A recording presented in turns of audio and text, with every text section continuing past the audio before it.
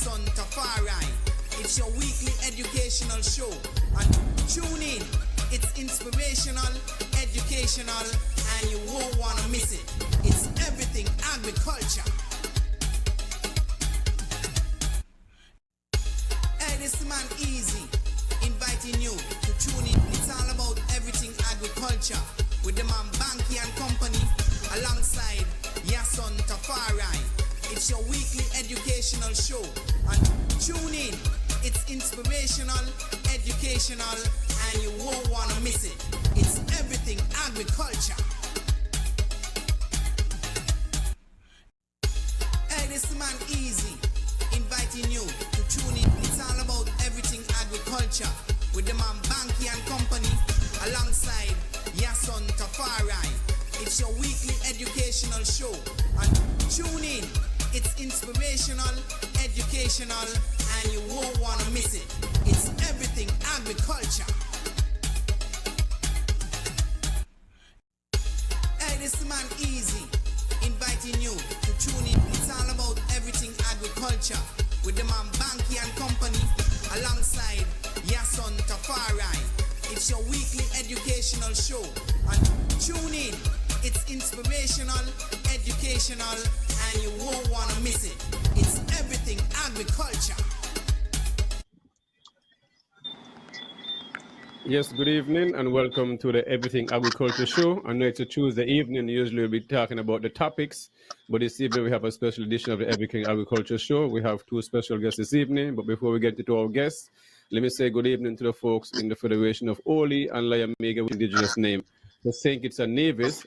So let me say good evening to the folks also in the neighboring island, Sabre State.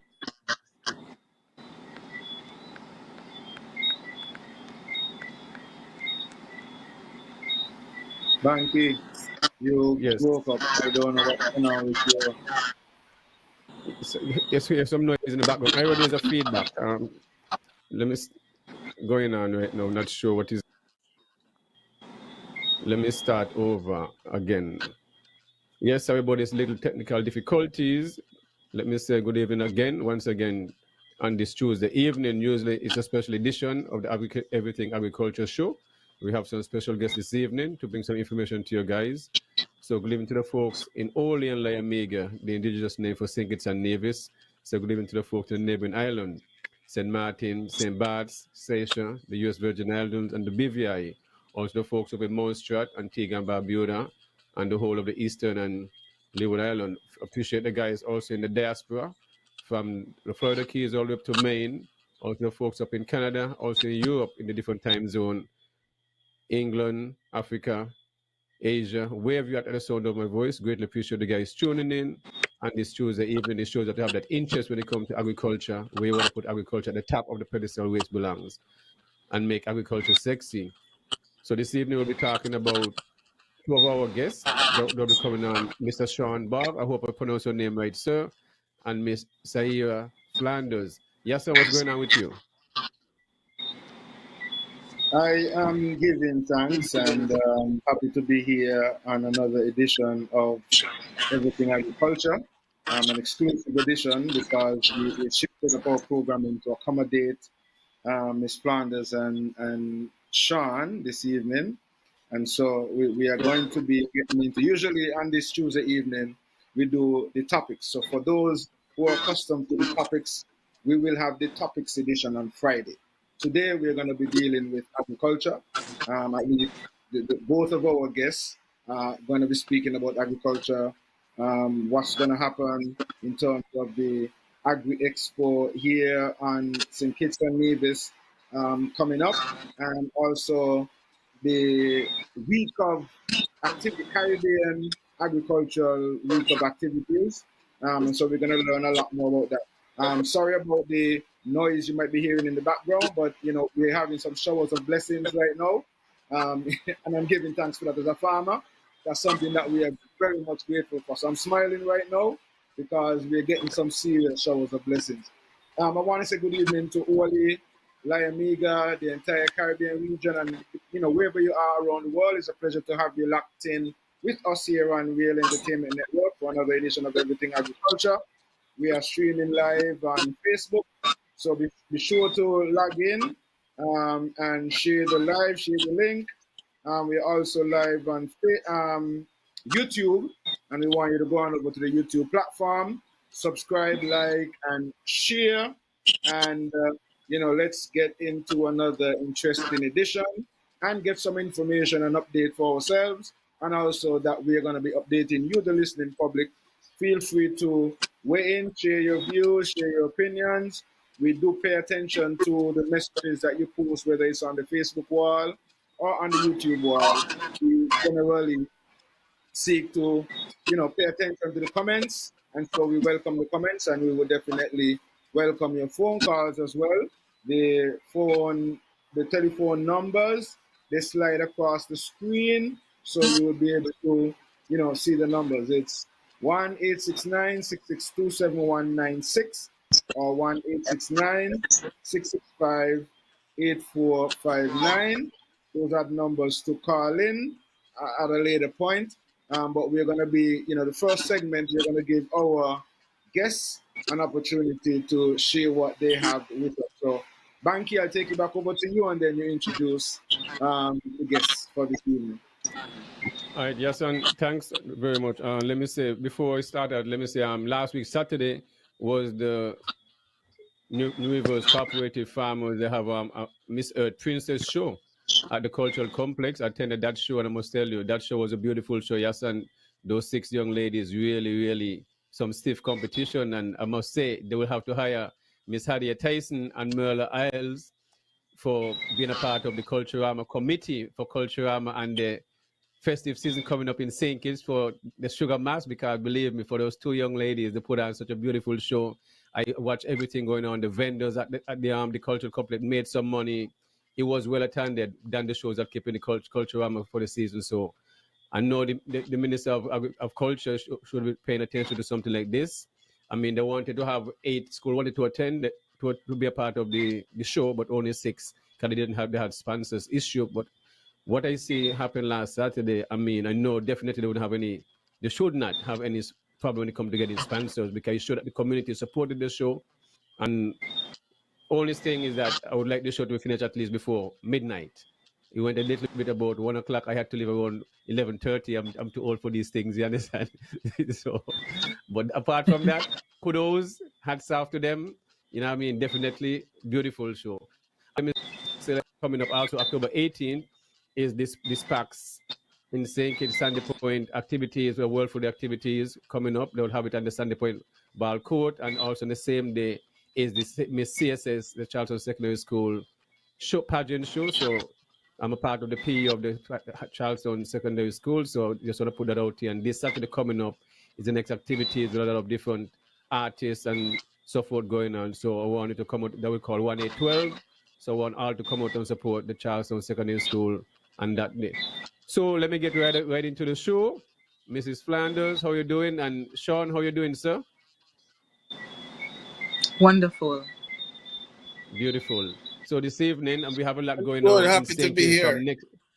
All right, beautiful. I wonder if your mic ain't working. Nice, loud and clear. I know coming up next week, Monday, it started the 29th, 28th, the Caribbean Week of Activities, and then yes, the Thursday, 29th. The 2nd. Yes, the 2nd to the 3rd will be the Agriculture Open Day, which they'll usually have it from April, the end of April, after Davis Agriculture Open in March, and move down from a date, which I think was a brilliant idea. So kudos, to think coming up with that and postponing it, so everything get a long whole week of activities, so to showcase what you guys have for those who are coming in. So Miss Flanders, I can start with you. How everything going on with you? I know you should be busy. Like you're not a stranger to Everything Agriculture show. You can't be. Yes, I mean, you cannot begin to imagine, Bankie. I know. I talked to you, Shaina, this morning, and it's like, banks on my face, I can't get a break. I say, you'll be all right. Yep. We're going to take a little, time for the family. Everybody is just trying to see how much we can get done. They're saying so much to do, so little time. It just feels like the days are flying by. And the more you do is the more you have to get done. Definitely. So tell the people what's going on and what's coming up next week and what they can look forward to. Yes, because I'm not gonna be with you guys too long because I have another No engagement. problem. But Yes, we understand. just to make sure that it is certain, the Agriculture Open Day and Marine Expo is actually being held as part of the Caribbean Yes. Week of Agriculture, the 19th Caribbean Week of Agriculture, that is, and Wow, that will be 19th. from the 2nd to the 3rd of October. So CWA 2025 starts on September 29th, but it ends on the last day of the 30th Agriculture Open Day and Marine Expo. Okay.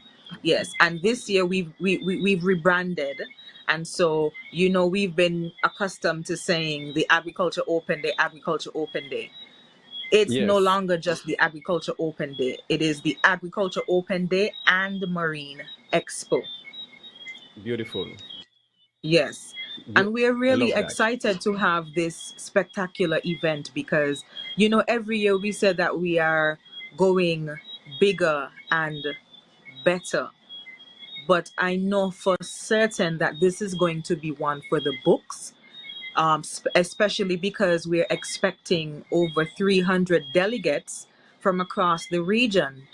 Our brothers and sisters from St. Lucia, Antigua, Jamaica, Suriname, Dominica, you name it, they're going to be present on island, and we can't wait to have them. Guyana, I mean, we're looking forward to having so many persons from different cultures, those persons who we know are going to um, basically sit down, and these are the people who are going to make the decisions. These are policy makers. These are people who are going to come to the Agriculture Open Day and say, I see what they're doing here in St. Kitts.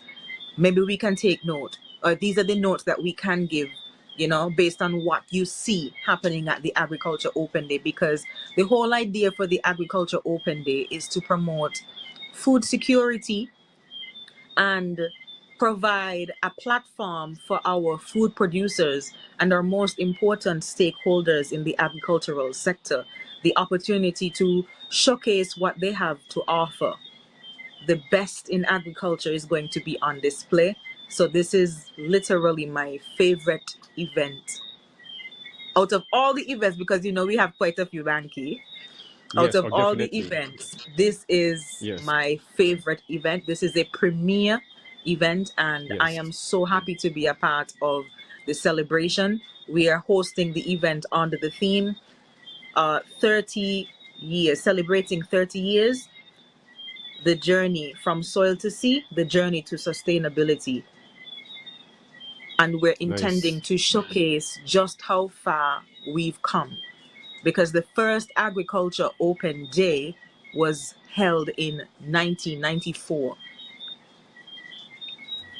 So Still in a high just think school. about all of the progress that we've made from then up until this very moment, Yes. because the Agriculture Open Day has transformed so many times over the years.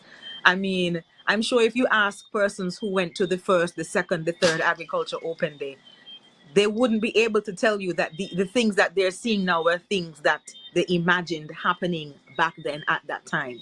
But we have Yes. we've developed so much over the years, that is just a pleasure to see. Each year, the more development, the more we have on display. And I'm absolutely excited about it. And it goes without saying that this is a highly anticipated event. Well, it shows how much you all have grown because now you all have moved to a new place. I mean, you already have Yes. it on. So now you're at a whole, and right now the space seems to be too small now. So I don't know We've how you are going to get this outgrown, done. yes, because the Agriculture Open Day is an open day that has been held at the grounds of the Department of Yes, Agriculture over the years. And we've grown so much, and the demand has been so high that we had no yes, choice but to take an even greater event to the grounds over at the Royal Bastia Valley National Park. And for those of yes. you who may not be familiar with that name, that is located at the Kim Collins Highway in St. Kitts.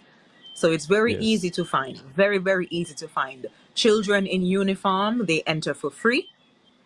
If they are not in uniform, they have to pay $5, a very tiny $5. And adults, donation. $15. Yes. Okay. I mean, next to nothing. So, A very, very small price to pay for an exceptional experience. So what are some of the stuff can the audience and those who want to attend look forward to when it comes to that event? Now, here's the thing. So we've been secretly working on the growing of a particular crop/crops, because I don't want to give it away. So when you come to the open day and you go to the crop section, you're going to see the growth of something that we don't even grow here in St. Kitts. What we're working on it, Bankie. We're working on it. We're working on it so that you can see the potential that we have. Yes. Well, you see, I yes, mean, we're working on it because we want to be able to showcase our capabilities, right? And we only do that. We can only do that when we collaborate, we work together as a team, and we take different ideas from each other. You know, you bounce off of the ideas of one another, and this is the only way that I believe the event could continue to grow and develop into the event that it is. Beautiful. Okay, let me get close to Shaun, Baugh, the Program Manager of Agriculture and Agro-Industrial Development at CARICOM Secretariat. Shaun, how are you doing? You in? How are you enjoying St. Kitts so far? Are you in St. Kitts as yet? Are you coming in next week?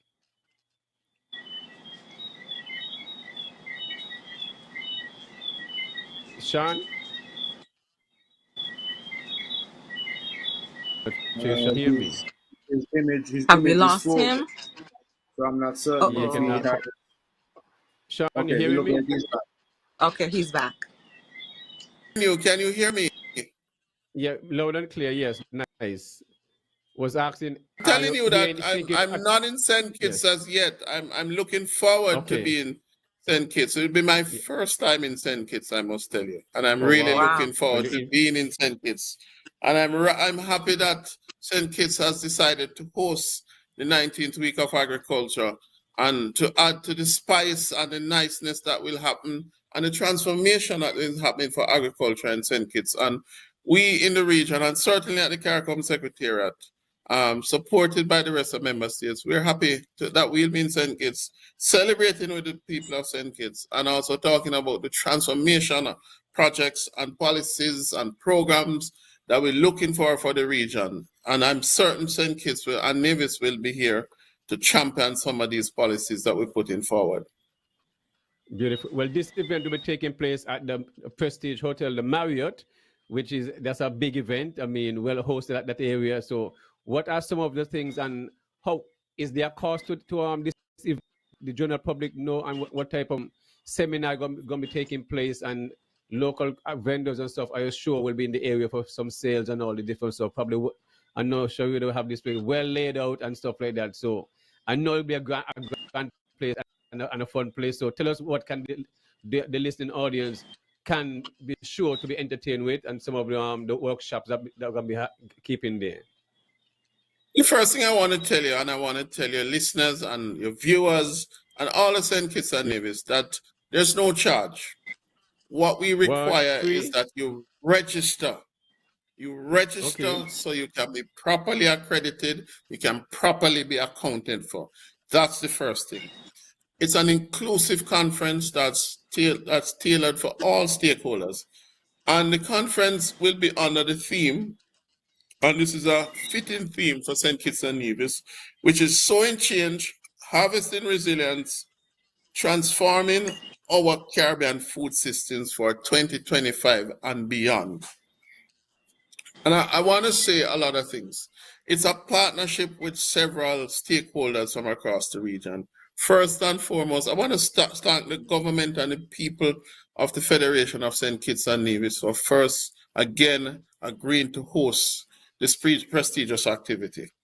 We have several partners. We have the FAO, we have AICA, we have IDB, we have CARDI, we have the CRFM, we have CAFSA, a whole host of partners. We have the World Food Program, we have the World University of Canada, we have a whole host of partners, ACARI.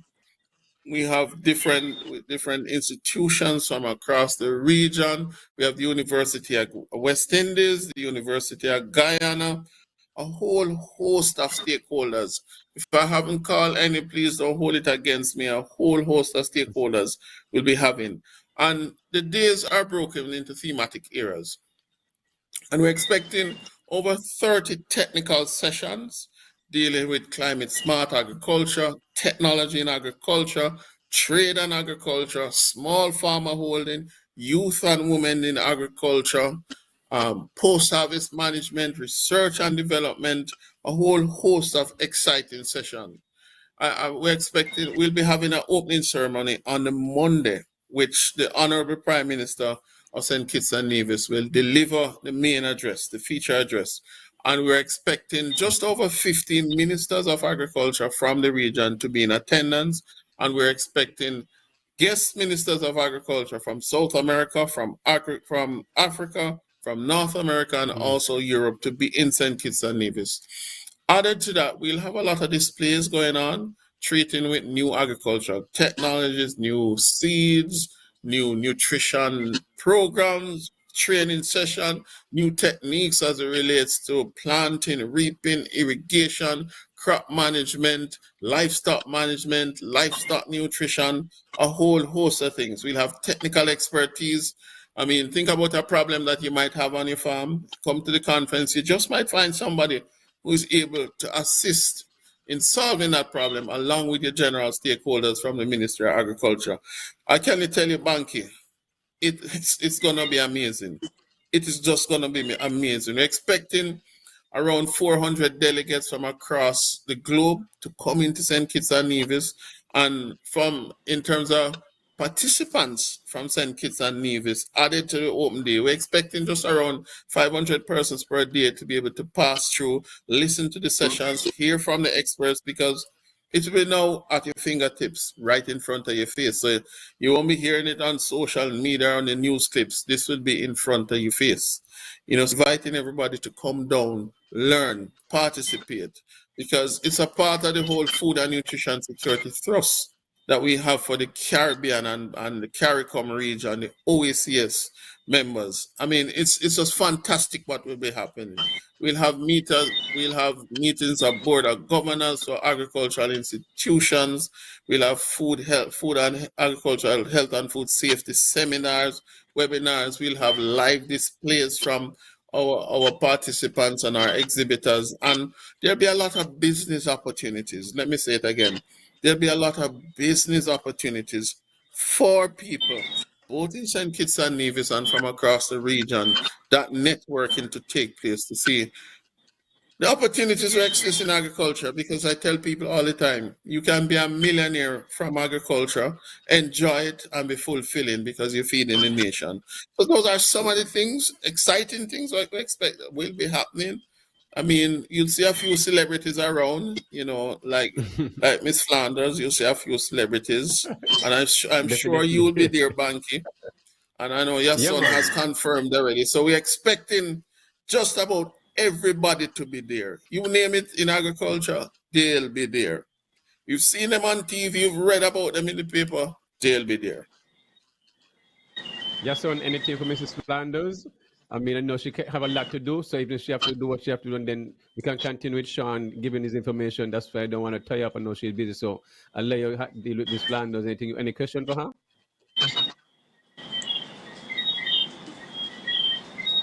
Yahsonn. Yahsonn, wake up. I am listening, right? But I am overpowered by the shower of blessings that I'm having here. I'm not sure if you all could hear it in the background, but yeah, man. Yeah, man. So that's what's happening here. But Shaun, I'm definitely looking forward. I'm loving what I'm hearing. I'm loving the fact that we're going to have all of these top executives and opportunities, and we really need this, because we need for a lot more of our people to see the potential that agriculture has, and even our elected officials as well, to kind of have a different perspective where agriculture is concerned. Because I'm sure Miss Flanders could attest that sometimes she might be trying to put ideas across and so on, but it's not necessarily seen or accepted, because sometimes some of our people who are in certain positions do not necessarily see agriculture from that perspective. They have not awoken to the true potential of agriculture. And I'm hopeful that True. this activity coming up would really cause our elected officials to begin to think a little bit more seriously. Instead of focusing so much on the SSZ, let's invest some more in our agriculture and seek to maintain the lands, utilize the lands, occupy the lands. Let's get into some large scale, orchard type, whether it's avocado and, making avocado oils, taking it to a whole different level. So I'm really hoping that this is the kind of impact that we could have. And after this event, we could have some serious collaborations where maybe we might not be ready at this point, but we might have a connection out there that already have maybe the products, and we could start, putting the line together and all that. So I'm really, really looking forward to it. I'm definitely going to do this as long as I have health and strength. So I'm really hopeful for the networking and all of the other, components that Shaun would have spoken about. And I'm really loving the addition of the marine sector from the same side. So I did remember Ms. Flanders Yes. saying that it's going to be the Agri Expo, but it's Agri Expo and marine something. I might make something to Yes. do with this. It's the And Open Day and the Marine Expo. That's correct. okay, good. So that is quite interesting, because sometimes I think that a lot of our people exempt or do not necessarily include or see some aspects as a part of agriculture. So sometimes fishing is just fishing, or the marine sector is just seen as the marine sector, but the connection to agriculture is not necessarily seen. Similarly with the apiary, the beekeeping and so on, sometimes people don't necessarily see the connection. Forestry, sometimes people don't really see the connections. So events like these, when you have the Agri Expo and you seek to include and highlight a lot more of these areas, people kind of help to make that connection. So I'm really looking forward to it, and I'm glad that you guys are here to promote the event.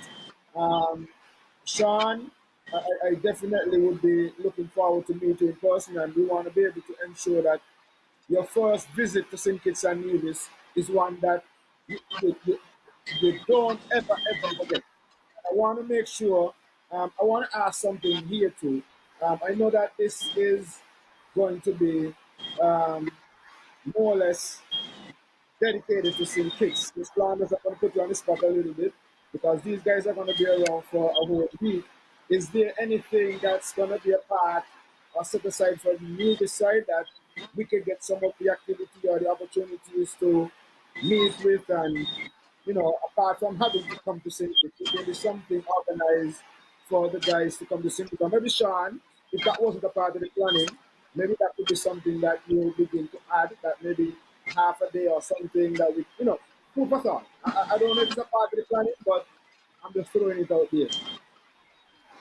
No, that's okay. We have had discussions with our brothers and sisters over in Nevis, and I really am not in the position to speak about the Nevis end, so I don't want to overstep or misspeak. Yes. But it is a Yes. St. Kitts and Nevis effort. So you can expect both St. Kitts and Nevis to be participating as part of the 19th edition of the Caribbean Week of Agriculture. But I'm certain that whatever it is that they are planning, it is going to be a spectacular showcase. Beautiful. So how is the energy in St. Kitts from the community and the farmers, the fisher folks, all those in the sector? How they're looking forward for these activities? What's the feedback been like? Well, I can tell you from experience, I visited the Bastia Public Market twice this week, and Yes. I realized that there are persons who are eagerly waiting for the event.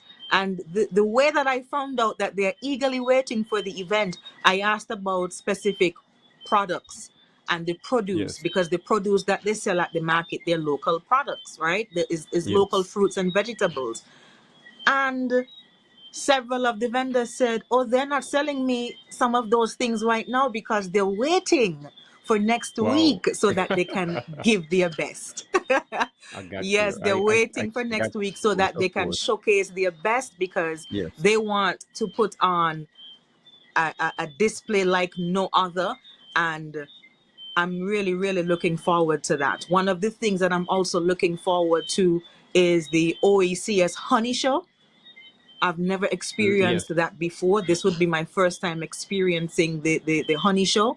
And the honey show is also going to give the patrons the opportunity to taste or sample the variety of honey from the different islands. I've never tasted honey from St. Lucia before, so I'd like to definitely try that. So I'm really, really looking forward to the honey. I have a bit of a sweet tooth, Banky, so maybe it's just me looking forward to the honey, but No, me too. that's one of the things that I'm I'm with you. really, really looking forward to. We're on the I'll tell same. you, Yeah, so it's I'll, the I'll We're tell you, OECS in the CARICOM same beat. honey show. Beautiful. I'll tell you Yason, to you're saying Bankie. something? Oh, If yes. if my celebrity friend Miss Flanders has a sweet tooth, there are a lot of products that will be coming from across the region. I don't know what you're gonna do. You're gonna have to get a lot of water to dilute her, because there's a I'm lot of telling sweet you, things, interesting things I have to coming prepare into now. St. Nevis. I don't know, Banky. You and Yahsonn have to come early so she don't have everything for herself. It will be just a show. It will be just a showcase of the Caribbean. And I'll Well, tell you you know, too, not only are we having the English speaking Caribbean, we're having the Dutch speaking Caribbean, we have the Spanish speaking Yes. Caribbean, we have the French speaking Caribbean. Mm. What more can you ask for in St. Kitts and Nevis? And just to add a little bit to it, we're having the Creole and the Patois speaking Caribbean too, just to make sure Mm-hmm. everyone is represented. The region will be well represented, the amount of food, the amount of produce. I mean, if anybody comes here and leaves there without a business idea, that means they never attended. Yeah, you I see, am I'm telling maybe you. loving all this the show rooms that will be filled in Sinkit. All the hotel rooms will be filled in Sinkit for this event. What's going on from next week? They're Is a filled already. jam-packed week of activities. Yes. It's a good thing I was in Oh, they're cadets. I filled, can Banky, camp they're out. filled. I can Wait, imagine. I can I'm loving imagine. this I can sound. I'm loving imagine. the sound of what I'm hearing here, Banky. And one of the things that Yes. I am loving is the fact that we're going to have all of these different islands, and everybody's going to go on to be able to showcase their best. And so we are going to have, because every Caribbean territory would have a different maybe way of doing things. They might, in some cases, it might be Yes. the same thing or similar, but they may use different ingredients, or they may prepare it a different way, or you may find that they may use a certain type of fruit or various plants, and maybe use them in a way that we don't traditionally use it in St. Kitts and Nevis. And so, like Shaun said, if you don't walk away with a business idea, then it's like you didn't go there. Because I'm sure we would be able to see things that we could say, we can do this over here. We can try this. And we might taste some things as well and say, this is the first time I'm tasting this, and I love this. Miss Flanders, in terms of the honey, I'm really looking forward to it as well, because we would have had the folks when they came to St. Kitts and Nevis to do the workshop. There was a workshop that was done in terms of their period Yes. sometime prior. And it was said when they were here that Nevis was known to have one of the best honeys in the Caribbean. So Nevis, I'm sure, would be stepping out and looking forward to represent and seek to maintain that name and spot. And St. Kitts as well. I know that there are some youngsters who have tapping into the honey industry as well, and they are going to want to be able to showcase what they have and some of the other byproducts, because sometimes we just think of the honey, but there are a lot of other byproducts that you can get from the honey, and so we're going to be able to see and taste and sample all of some of these things. So I'm looking forward for, and I suppose as well too, apart from the vendors and other folks who might be coming in, I'm sure that other people from the Caribbean islands are going to want to be on St. Kitts and Nevis to be able to experience this activity. So we will be looking forward to welcoming many and definitely making them feel at home. And, even if they don't want to go back, we will welcome them as well to stay, and be a part of our our agro-industry as well. So we're definitely looking forward to Shaun and the whole crew from the rest of the other Caribbean islands, and so that we can, taste and sample and learn and share some of what we have as well with you guys. So it sounds like something that nobody in Kitts and Nevis will miss out on. So ferry operators, be prepared. Hotels, guest houses, Miss Flanders, maybe you might have to, if you have an extra room, you might have to, make it available and so on. I might have to make the place an Airbnb. Something like that. That might have to happen, because we want to make sure that we have everybody on St. Kitts and Nevis. So those on Nevis, plan ahead. We will plan ahead so that we can be over there for the entire activity. Some might have to come back to work and so on, but we definitely want to get the support. So I am really, really happy and excited to be a part of this activity. Shaun, the Flanders, hey. Yeah, I'm looking Wonderful. forward. Bankie, before I run away, leave you guys. Yes. I just wanted to make sure that I left this message, because I was informed, and we did mention earlier, we posted about it earlier today, but for those who are listening, just in case if you missed it, based on the exceptional public demand, we've decided to expand a bit and extend the deadline for the registration so that everyone can have a fair opportunity to participate in the 30th Agriculture Open Day and Marine Expo. So the new deadline is the 26th of September. That is this coming Friday. So this is the last opportunity for persons to register and to secure their stalls. Now, I must say, the open spaces are completely sold out. We do not have any open spaces available, but you might manage to get yourself a 10 by 10 tent or a 20 by 20 tent. So just a reminder for those persons who have been asking, please extend the registration because I would like to register and I know someone else who wants to register. This is the opportunity for those persons who are interested to register for a spot to secure your booth at the Agriculture Open Day. You have the opportunity to go tomorrow and secure your spot because the spaces are limited. You can get your forms at the Department of Agriculture, Lagreed St. Kitts, or at building number 16, Port Zante. If you have any questions, feel free to call us at 467-1841 or 467-1016. All right, I'm going to leave you guys. Thank you so much for having me. Bankie, thank you, Yahsonn. As usual. You take care, okay? You're welcome. Yes, bye. Thank you. Yes. Bye. All right.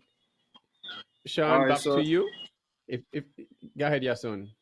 Yeah, and as I was saying, Shaun has the floor for himself now. So, Shaun, you have not been here, but we want to hear from you on some of the wonderful works that you've been doing at the CARICOM sector there, and also how even after this event that the folks here on St. Kitts and Nevis could tap into some of the connections and resources and how CARICOM and your organization will be able to assist us more as we continue to meet our 25 by, well, it's now 30 by 30 agenda, and to even reduce our food import bill to a lot lower so that we can be like Guyana, so to speak. Guyana is said to be one of the countries in the region that are in the world that is able to feed themselves. So what say you in terms of, you know, the future and even after this event?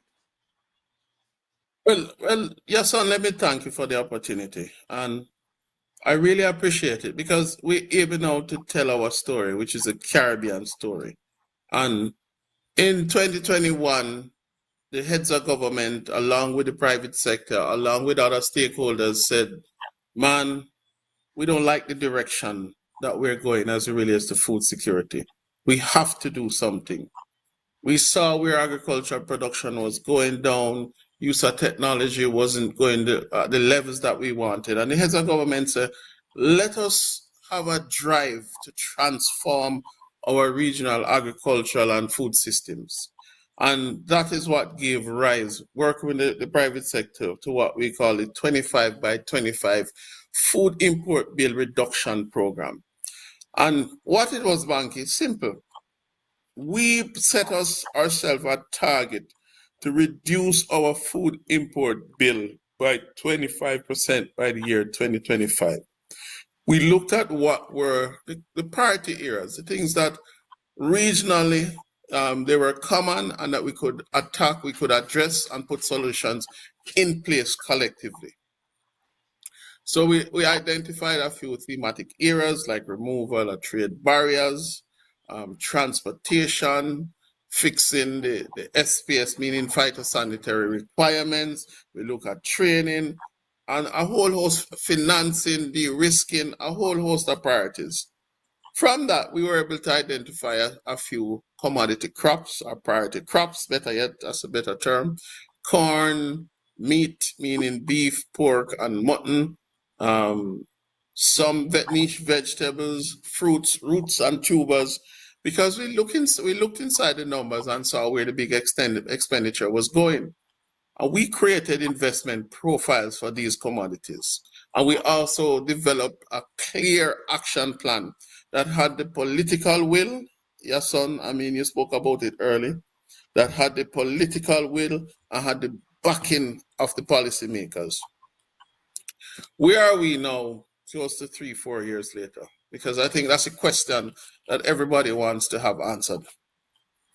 For the first time in years, we can successfully say that we have moved the needle. And what do I mean by that? We are seeing more than just inflationary increases to the budgets of the ministries of agriculture. We're seeing noticeable and significant increases. We're seeing unprecedented investment by the private sector into the regional agricultural sector. We now have a regional agricultural insurance scheme, a product that has been developed and is ready to go. 10 of the 15 member states have signed the necessary letters of intent that they're interested and they want to sign up. St. Lucia is the first that has the policy in place. We've seen the creation of 2 specially dedicated funding systems for agriculture. Republic Bank created a $100 million US fund to treat with and to deal with agricultural development in the region.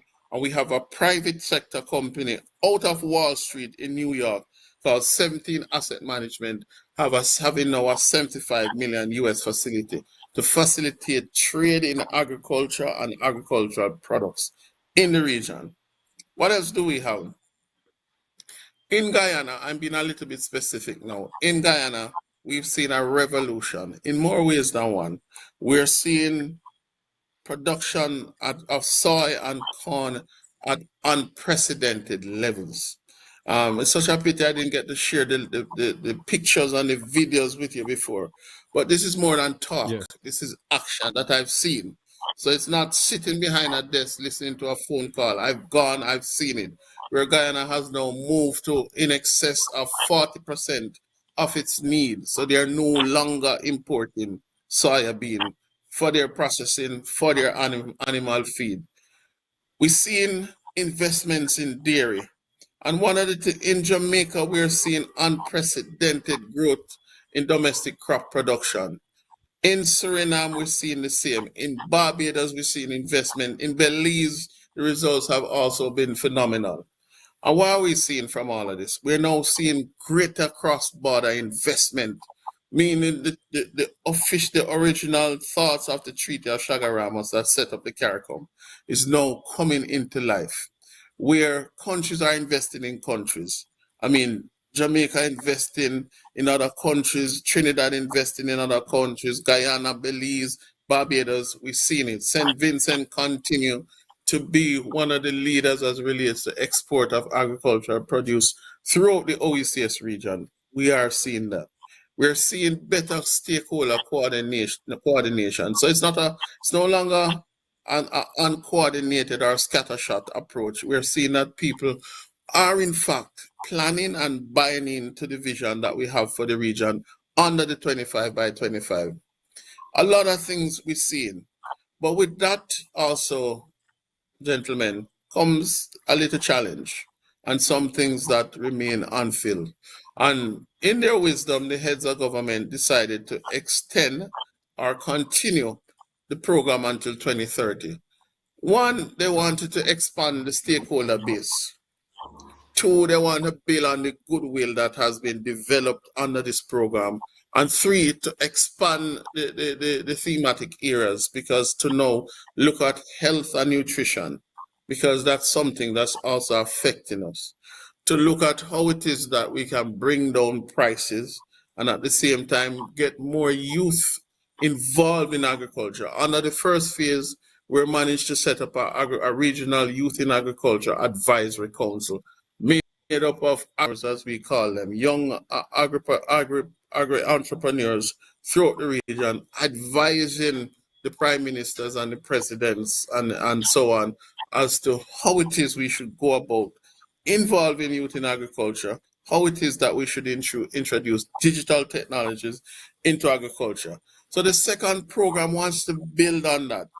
It wants to continue the good work that we have done, but at the same time address some of the challenges which still exist. Because I mean, with everything, as you move further, you will also see where on the foundation needs propping up. One area has to do with data management, so we're investing a lot in having accurate and precise data that can guide decision making and how we go about policy. Another element that I spoke about briefly is really how we now expand the stakeholder base. Yes, we have a few producers organization, farmers organization on board, but we want more in a coordinated role, because it is the man and the woman that plants and reaps who are at the center of what we're doing. So we want to expand that base more to get them in. And Yahsonn, I was smiling when I heard you open, because it is in fact the government of St. Kitts, in agreeing to host the CWA, made it clear to us it must be impact driven. They made it clear to us it is not a case that we want to come and talk. We can do that over the phone. It must be one that is impact driven, that stakeholders can see their role, play their part, and leave energized, wanting to invest, understand what it takes to invest, and move into to secure what is needed to invest in the sector. Not only domestic, but also to expand regionally, because as I said before, there are real opportunities in the region to create wealth and create even more new industries, as we are seeing. I should have said before, we've seen throughout the region introduction of new crops that we have never grown in this region, that we are now replacing some of those from regional and local production. Okay. Shaun, let me say, Yahsonn, I really didn't expected the French and the Spanish and the Dutch, Caribbean, just more or less, and the OECS. And so when he started kind of it went far beyond my expectations. So I'm loving what I was hearing. I wasn't thinking that way, in a sense like that. You know, when we meet, we're thinking like regional, CARICOM and OECS. I really didn't expect that vast, really Caribbean connection in a sense like that. Now, that is a beautiful thing, so I must commend you guys on that aspect of it. You see what I mean? That's the beautiful thing. So there's a lot definitely to look forward to. And I know you're just giving us a sneak preview, but the sneak preview is still a lot to take in. So I know our Yes. listening, I mean, they will have their questions ready to you, and some will call in and stuff like that. But it's a lot. I'm definitely looking forward for this event and stuff like that. Yahsonn? Yes, Banky, two things that jumped out at me when I heard that last bit of utterances from Shaun. One, the insurance that he said that is on board. I really love hearing that, because that's one of the major challenges that farmers have, in terms of, we do go through a lot in terms of sometimes loss, and, whether it's by weather, or it's by pest, or it's by, whatever it is. Yes. And so to have some level of insurance, knowing that at least, if you would have lost, make a loss, you could at least get back something. It might not be everything, but at least you get something to kickstart you again. Definitely. The other point that jumped out at me was he spoke of two opportunities to get finance. One I know was the Republic Bank, or the Bank of the Republic Bank, which was RBTT, but I think it's Republic Bank now. They have set aside some, I think, $100 million.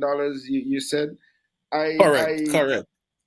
Right. Okay. So there was a Zoom meeting I was on some time back. It could have been last year, earlier on this year, when I would have heard one of the persons for the bank spoke on that. And at that point, they said that they were going to roll it out and try it out in a couple of territories. My question now is, how many territories are able to access that fund, and is St. Kitts and Nevis included at this point? And then you mentioned of another opportunity for finance, and also I guess the same question would apply in terms of if St. Kitts and Nevis farmers would have access to that level of funding as well. Well, as I said, Yahsonn, it's for the region. I think what really qualifies the access is the bankability of the project and the risk that's associated with it. But short answer, yes, to my knowledge, is for the region. In the initial stages, there's a lot of discussion as to how we get to member states that might not necessarily have a Republic Bank, and how it is that we use a finance measure to reach them. But I'm certain it has started in terms of loans in Guyana for certain, because I visited some of the projects that have been, one of the projects, sorry, that has been approved. And I speak about the Sawyer facility. I know they have been working with several entities, because we had two major shows in the early part. One in Guyana, a large agri-investment forum, and another in Trinidad, that a lot of persons expressed interest. They developed projects and developed proposal, and I know that they've been working with the banks to get the financing. The second facility has just been launched this year, and I know that they're actively looking for projects from across the region. They have around 2 or 4 that's in the pipeline. I know one has a commitment, and the other 3 is like 90% to a commitment. So I know we're close to there. So you're actively looking for projects to invest in. Okay, so here is one of my other questions. Because I find myself sometimes involved in a lot of, whether it's regional or international organizations. And one of the things that I find as I liaise with some of these people is that sometimes opportunities are afforded to the Caribbean, but the smaller islands in the Caribbean sometimes seems to be, neglected or overlooked to some extent. So you find as you spoke, you talk of the Guyana and the Trinidad and, maybe the Grenada and, St. Lucia and, Martinique, and even Bahamas and so on, some of those bigger territories, sometimes do benefit. And it is quite a little challenge for sometimes the smaller islands to even get a little bit of visibility.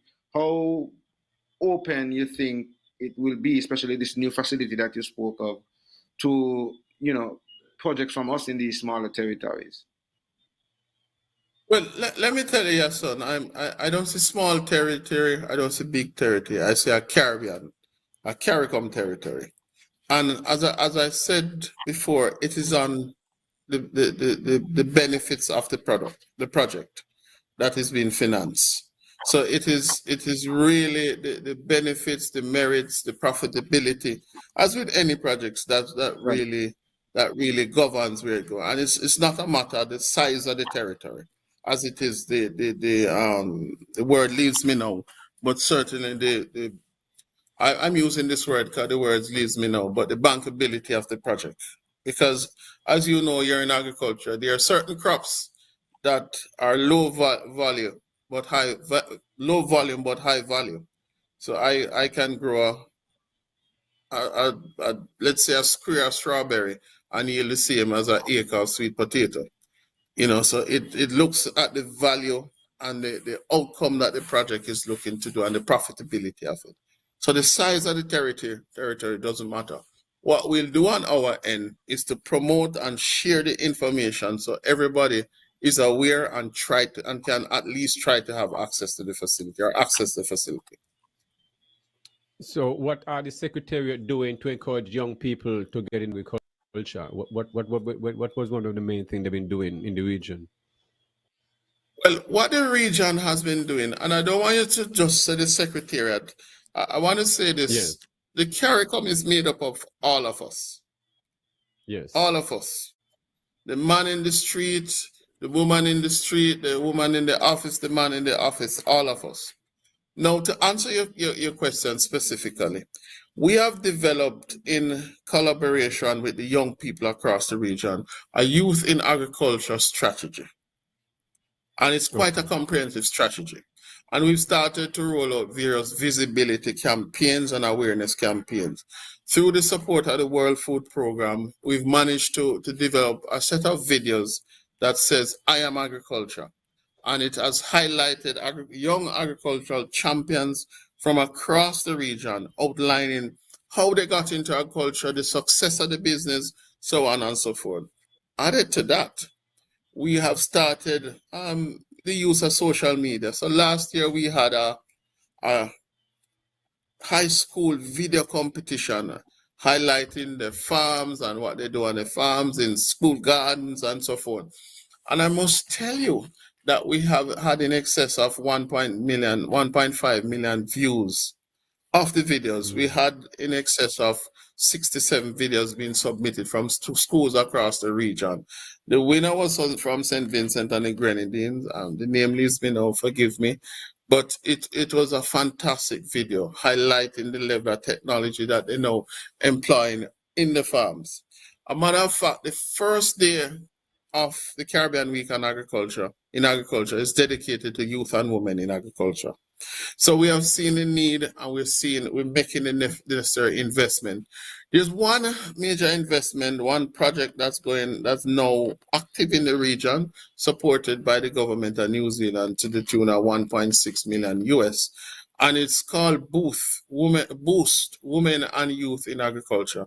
And what it is, it's looking at agriculture in a more holistic way that can involve youth. It has two main components. One is the provision of solar cold storage facilities and also greenhouses to young women and youth. They'll be trained as to how to operate these things. They'll be trained as to how to operate a for-profit entity. So they'll be required to register as a business. They'll be trained how to maintain it. They'll be given support how to do the marketing, the pricing, the maintenance, the operations, with the aim that they learn this skill and run this business as a for-profit business. And it utilizes all the stakeholders on the ground who are involved in agricultural production and also youth involvement. So we have the marketing arm, we have the crop protection, we have the international agencies who are partners onto this. And the aim is that we'll create a proof of concept that we can now sell to young people, sell to financial institutions that this works. This can attract young people. So that's one element. Another element has to do how we deal with promoting the careers in agriculture. A lot of people don't know this, but agriculture has the most careers in the world. That is a fact. Yes, I definitely. That is a fact. We keep on telling people that everybody, if it's anything every human being must do, one of the things is eat. And somebody has to produce the food for you to eat. But we have also recognized that the traditional methods aren't necessarily attractive to the young people. While we're not discounting the traditional efforts, we're saying, how can we enhance what is being done? And so we are now promoting two things in parallel. One is digital agriculture that eases the back-breaking work that sometimes agriculture has. So we're looking at new innovation, new technologies that can help us with planting, reaping, crop management, the works. Whether it be drone, whether it be drip irrigation, whether it be timing system, whether it be artificial intelligence, we're looking at that. The second thing that we are looking at parallel is careers that help to promote and support agriculture. And what I mean by that, a lot of our children go to school and they learn programming and computer analysis and statistics. We're saying to them, big data can now drive agriculture. We're saying you can use that skill to provide information, whether it be consumer trends, consumer behavior, price trends, demand analysis, so forth, to the sector that can be used to provide data information in production. We're also saying that you would have gone to school and you would have learned biochemistry and all of that. Given the advent of the effects of climate change and pest and disease, we want you to channel that type of knowledge that you have to creating solutions for the sector. You would have done engineering. We want you to use that to channel solutions that we can do proper water management, water harvesting, a whole host of things. So the careers that you would have done can come and be used into the sector. That doesn't necessarily require you planting and reaping, but you're providing that type of back office support that can be used to drive agriculture. Because if you look in some of the territories across the world, some of the people who tell you that they're in agriculture, when you look at them, you say, really?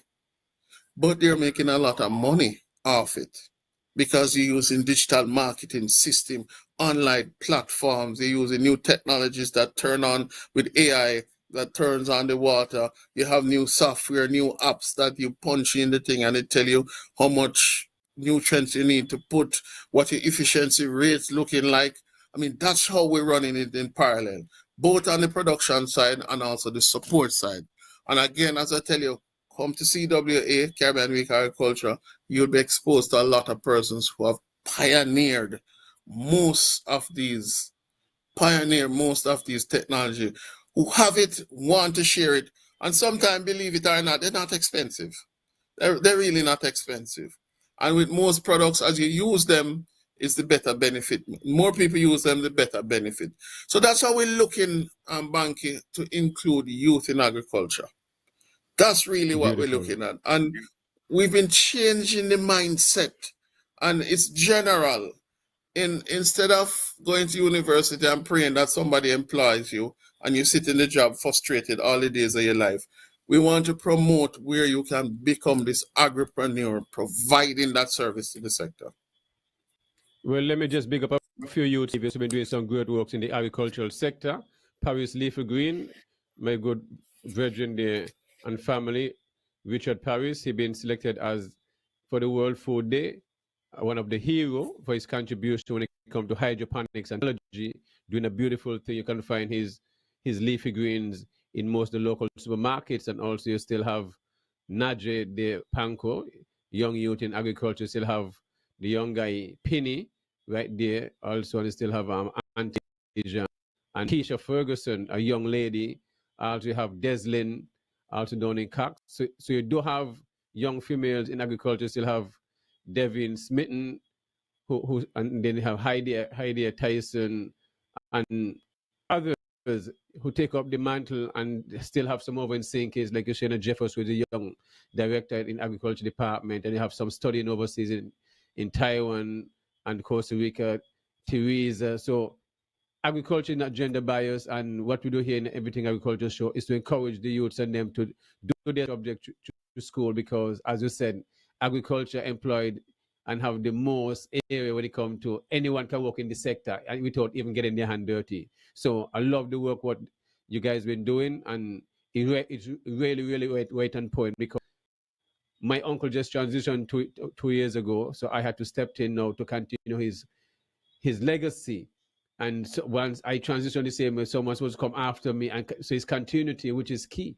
So one of the things I keep asking, who gonna be passing on the mantle and picking up, and they need to be encouraged.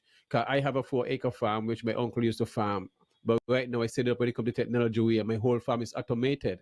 So I do where you can say the whole farm is dripped out with irrigation and with intercrop with food trees, you know, your cash crops and stuff like that. So it's a different way of how my uncle them used to farm. So now by having time, and now you make sure you don't even turn on the water and leave it on for too long. So you really saving more and doing it in a sustainable way. So I love everything you're saying. So when you're speaking there, like you're speaking right, I'm mad for that. I believe when you're farming, must have timers and drip irrigation. So right on point. I love it. Beautiful. Yahsonn? Bankie, you know what I wanted Yes, to say to you, and I left off the cherry on top when you asked me what we're doing to promote youth in agriculture. And Yahsonn, we have a youth CARICOM Youth in Agriculture Award that we give every year. We have the regular CARICOM Farm of the Year, but we have carved out a category with the support of ICA called the CARICOM Youth in Agriculture Award. And that's a deliberate effort that the region has looked at and said, if we're going to reward our youths, we have to reward our youths. It has to be more than moral suasion. It has to be more than talk. They have to see the successes, and that's how this has come about. Just before I leave you, I said I had to say that. Well, you know, Shaun, before you leave as well, I want to let you know that the folks who are listening are really enjoying. Rasta Baby Tyson says, bless up Shaun. Thanks for your contribution. Very informative. O Mussington says, blessing to everyone who is watching this tonight. Real talk, I always enjoy. Okay, Jean says, hi. Say, jobless Bankie all the way with you. Okay, Justin Huggins says, good night, sounds good. Sherry Ann, Richard says, good night, everyone. You know, Shaun, I am really loving a lot of the things that I heard, especially the first part when you spoke to, you sort of spoke to like holding the hands of the young farmers or the young potential business persons and making sure that they go through all of the steps and they get help along the way. I find that that is one of the major challenges that we have in the region and even here on St. Kitts and Nevis. We have great farmers, but they're not necessarily great business people. And so to be able to have that assistance, and I think that is something that we have cried for here on this platform as well. We have said that several times. So when I'm hearing you say this, I really feel proud to hear that. And I'm hoping that even the financial institutions too as well think along that line. So like when you lend, you know, the money, you also have someone to be able to help to guide the farmer to ensure that, you know, okay, the bookkeeping is done, whatever is necessary from the business side, so that at the same time they will be protecting their investment as well, because they will be ensuring that the farmer is able to do all that is necessary to ensure that he can maximize the use of the funding and maximize on the returns of the funding. So I really loved to hear that. Now, how do people here on St. Kitts, because I'm sure the folks who are listening, I know they're going to see you when you come next week, but apart from that, how do they contact you or your team to be able to access some of these things? Because I'm sure folks who are listening right now are thinking, after listening to all this, I mean, we probably, because I'm hearing some of this for the first time myself, and so I could imagine those who might be interested listening saying, how can I tap into this? So help us maybe with whether it's an email or WhatsApp or whatever it is, so that they can contact someone, if not you, someone who may be directly in that position to deal with it. Yeah, so one of the things we try to do is work with the Ministries of Agriculture in the territories. I mean, it's easier and it's more streamlined. You know, so I mean, you spoke about Miss Jeffers, the young director of agriculture, perfect person, excellent professional, understands the business, understands what's needed, and has the information. But nonetheless, I can share my email address with you, and it's shaun.baugh@caricom.org. Okay, got that. Now let me tell you, your listeners and your viewers, if I don't respond right away, don't get vexed. It's a lot of emails come, so it might take me a 3-4 hours, maybe a day to respond to you, but I will respond. Totally understand. Yes. And so don't get vexed and say, boy, it's just another man who talk a lot. No, just give me a little time to, all right. No, I love that, and I love your openness, because as you mentioned, you know, they can work through the Ministry of Agriculture, but you are demonstrating that you're so serious about this that you're still willing to open up and give them the opportunity to reach out to you directly. I'm really, really impressed with all that I've heard, and I think, Bankie, we might have to find a way to reschedule Shaun to be back from time to time to update us on certain things, and what's going on, and you know what is taking place in CARICOM, because you know I like a lot of people tend to think to some extent sometimes that CARICOM is a well, when the heads of government meet, is more like a talk shop, because to some extent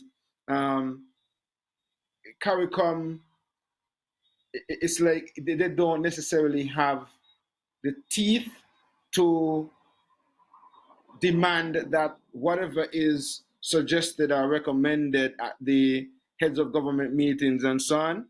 A lot of cases sometimes it's just left for the heads of governments to go back to implement. There's no like, okay, we decide this and we make a recommendation.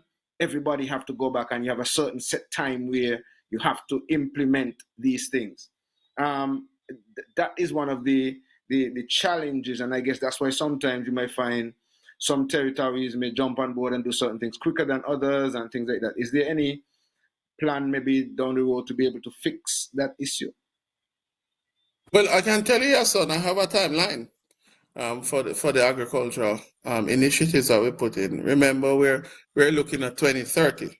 So I definitely have a timeline where we have to achieve a lot of these things and create the foundation and the footing. So we know that the first timeline we're working with is 2030.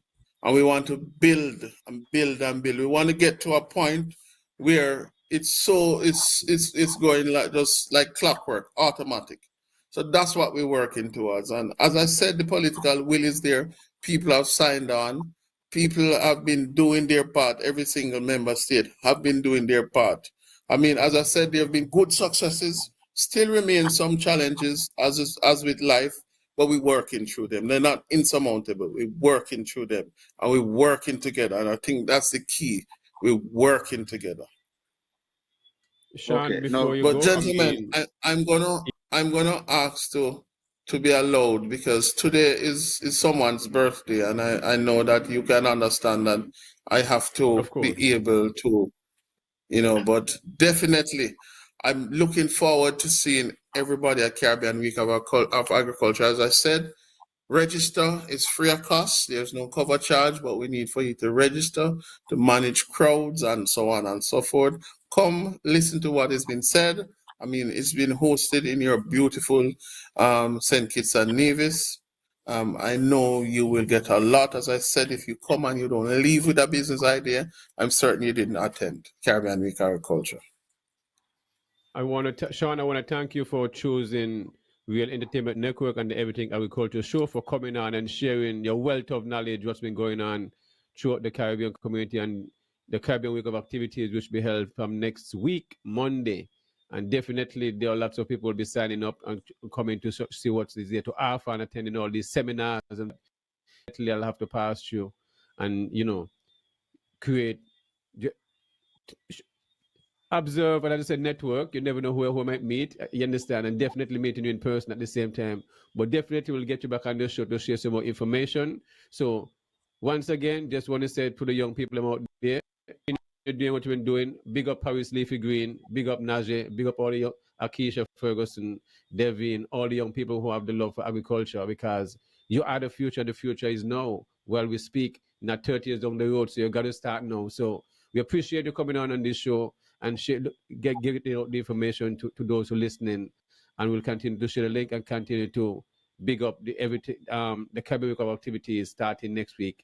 So appreciate you coming on, and say happy birthday to the one who is celebrating from the Everything Agriculture Show also. Yahsonn? Yes, Thank you. Yeah, man. I just want to say I am very happy that we had Shaun here with us, and based on the feedback from the people who are commenting, they really love the panel, and Shaun, I do look forward to having you back some other time for further discussions, and I look forward to meeting you in person when you get here and see what and how we can collaborate through CARICOM and through some of these opportunities that are available, that I can access some and I can help to get more of our young people on board. And that's what we would really need to do. When it comes to agriculture, I mean, as you see, our program is called Everything Agriculture. So that's our passion. So just as you may be passionate in agriculture, in the field of agriculture, you have two other persons here in St. Kitts and Nevis who are very, very passionate and involved in the agricultural industry. And so we want to thank you for your time. We want to thank you for the information that you shared with us. And like I said, I look forward to meeting you next week when you get here and for us to collaborate. Yes, thank you very much. And we're available. Anywhere to get the word out, we're available, because it's our region. It is our region. Thank you, gentlemen. Wishing you a wonderful night. All the best to your viewers and listeners. Remember, it's our region, and we are thinking about our food security as we push our 25 by 25. Thank you much. I'll take my leave. Appreciate it. All right, appreciate it. Thank you. Yahsonn, that was Miss Flanders and Shaun from the Caribbean Secretariat. A lot of information being shared, viewing audience, viewing, and really appreciate the information that been shared. And as Paris said, salute to the panel and everyone looking forward for the Caribbean Week of Activities and stuff like that. Bankie, over to you, Yahsonn. I am just hopeful that a lot of people share this with, especially a lot of young and aspiring farmers and all folks in the agro-industry, and that many more of our people take up the opportunity and reach out to the Ministry of Agriculture and St. Kitts and Nevis and seek to tap into these things that are available in CARICOM, whether it's the training, whether it's the finance, whether it's the opportunity to upgrade and get more technical with your agro-industry or your agro-venture. We really need to capitalize on these opportunities, because one of the things, like I said earlier, you find that sometimes we, the smaller islands in the Caribbean, are overlooked, and don't necessarily get access to some of these opportunities. And I want to thank, at this point, even though I have not benefited or we might not have benefited yet, the Republic Bank to put forward that initiative. That's one of the major challenges that farmers have, access to finance, and the group of insurance companies that would have stepped up and are seeking to provide insurance for farmers throughout the Caribbean region, including St. Kitts and Nevis. I am very, very happy and grateful for that. And I'm hopeful that those who listen tonight would seek to share the show, share it with a farmer friend, share it with somebody who you would have heard, on St. Kitts and Nevis saying, I am interested in agriculture.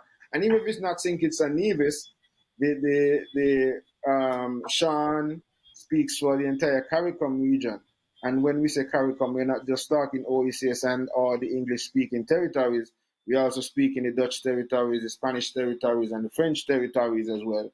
And so we want as much of our people. As he mentioned just a moment ago, Bankie, it's our region, it's our CARICOM, it's our agriculture, and we have to embrace it. We have to, put, our efforts and energy and seek to learn as much as possible and access as much as possible what's available to us. You're on mute, Bankie. Yeah, I was just saying, with all this that has been said when it comes to agriculture, this is all about without land you can't do nothing, and that is the thing when it comes to agriculture. So it means you must secure our land. The most two important thing for people is your land and your culture, and all this gonna fall within land policies, water policies. You see what I mean? As you see the policies, all these things. So without land, you don't have nothing, So all this SSZ with all this large development. So we're going to be the expansion for land. So I said all this to say, coming up this Friday is an awareness march in St. Kitts at the waterfront, where we're going to have, we calling out everyone to come out and support this, even the expatriates, all hands on deck. Right now, this is not about party colors or nothing. This is the really all the colors is in this because it's going to affect all of us down the road. My last youth is 5 years old in kindergarten. Yahsonn, when we in school in the 90s, enter high school at 89, 88, we didn't know we'd come here in this kind of conversation where you'd hear our leaders saying there's nothing within the Constitution and all these things have been changed, not even a comma. And now we here having this debate and fighting to save our land. These things don't make no sense, my brethren. So I want to play this clip for those who are listening, encourage them to come out when it comes to the Citizen by Empowerment Coalition. These are all independent, we call it now, to get up and show support. Put yourself out as if you're concerned citizen, and if you have love for your island, and to be a candidate in the next two coming up election as an independent candidate, because what we're seeing right now is not good, and some of our leaders have feel like we are very ungrateful for what they are doing to us, and that is the best thing ever happened, and we not accept that. Don't make no sense. Who can control the people? So this is what I'm asking.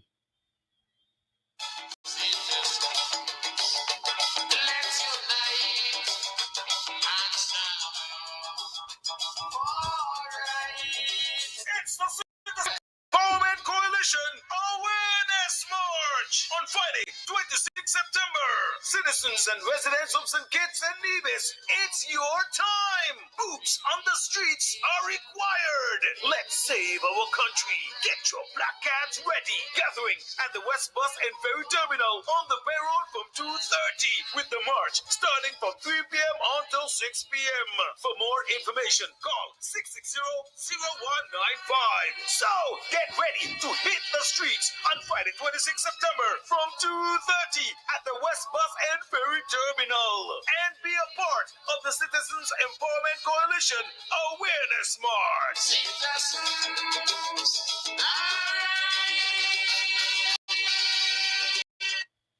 Yeah, son, I didn't know we would have had to come at this point where we have to rise up We figure by the time we're at this age, everything will be in order, and we will not know we'll be fighting for fair share, fighting for this, all this craziness, and have to be fixing all these stuff that the people that we expected to be doing the right thing, doing the opposite thing. So if this is how the universe aligned thing and what it's supposed to be, well, maybe at the front, it's not at the bench and at the bench in the school, me as up front.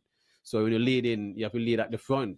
So definitely on time, and I'm encouraging all to come out and take part. This is about saving your land. We want development, but we don't want special areas, because we think the whole island is special, and we don't have to emulate what other people do. We're at a point where we can develop our own. We have great contractors, great engineers, and there's no way we want people to continue coming into our country, borrowing our money, getting all the resources, and where you have small businesses. You just see that Shaun said they put $100 million down the Republic Bank. These are stuff, so if the Republic can do something like this, well, what can our bank here do? They can put up 300. We've been asking for these things in my Virgin. You see what I mean? So these are things we should be doing to push our people when it comes. That's the only way for food security, and this is just a reality. If you're not going to put the infrastructure in place and all the right moving parts, this thing is just not going to work, because the most important thing you need is the people. Without the people, it is the driving force to put in the work. It can't be done, You must trust your people. You must put the resources behind the people. Because you're putting all the resources behind all these large investors, but yet you're not putting it behind your people who are here daily, in and out, putting in the work. But those who come from overseas, failing, year after year, after 30 years, 40 years, they still fail, but you're still investing in them. Well, that don't make no sense. So we can't continue these things. It's about time we take our country into our own hand, and don't, you understand, let those who come behind suffer and question us, well, why these things happen. Because we can't be lying to our youth and them and great-great-grandchildren when we're falling back in our rocking chair and they ask, well, great-great-grandpa, what happened to that?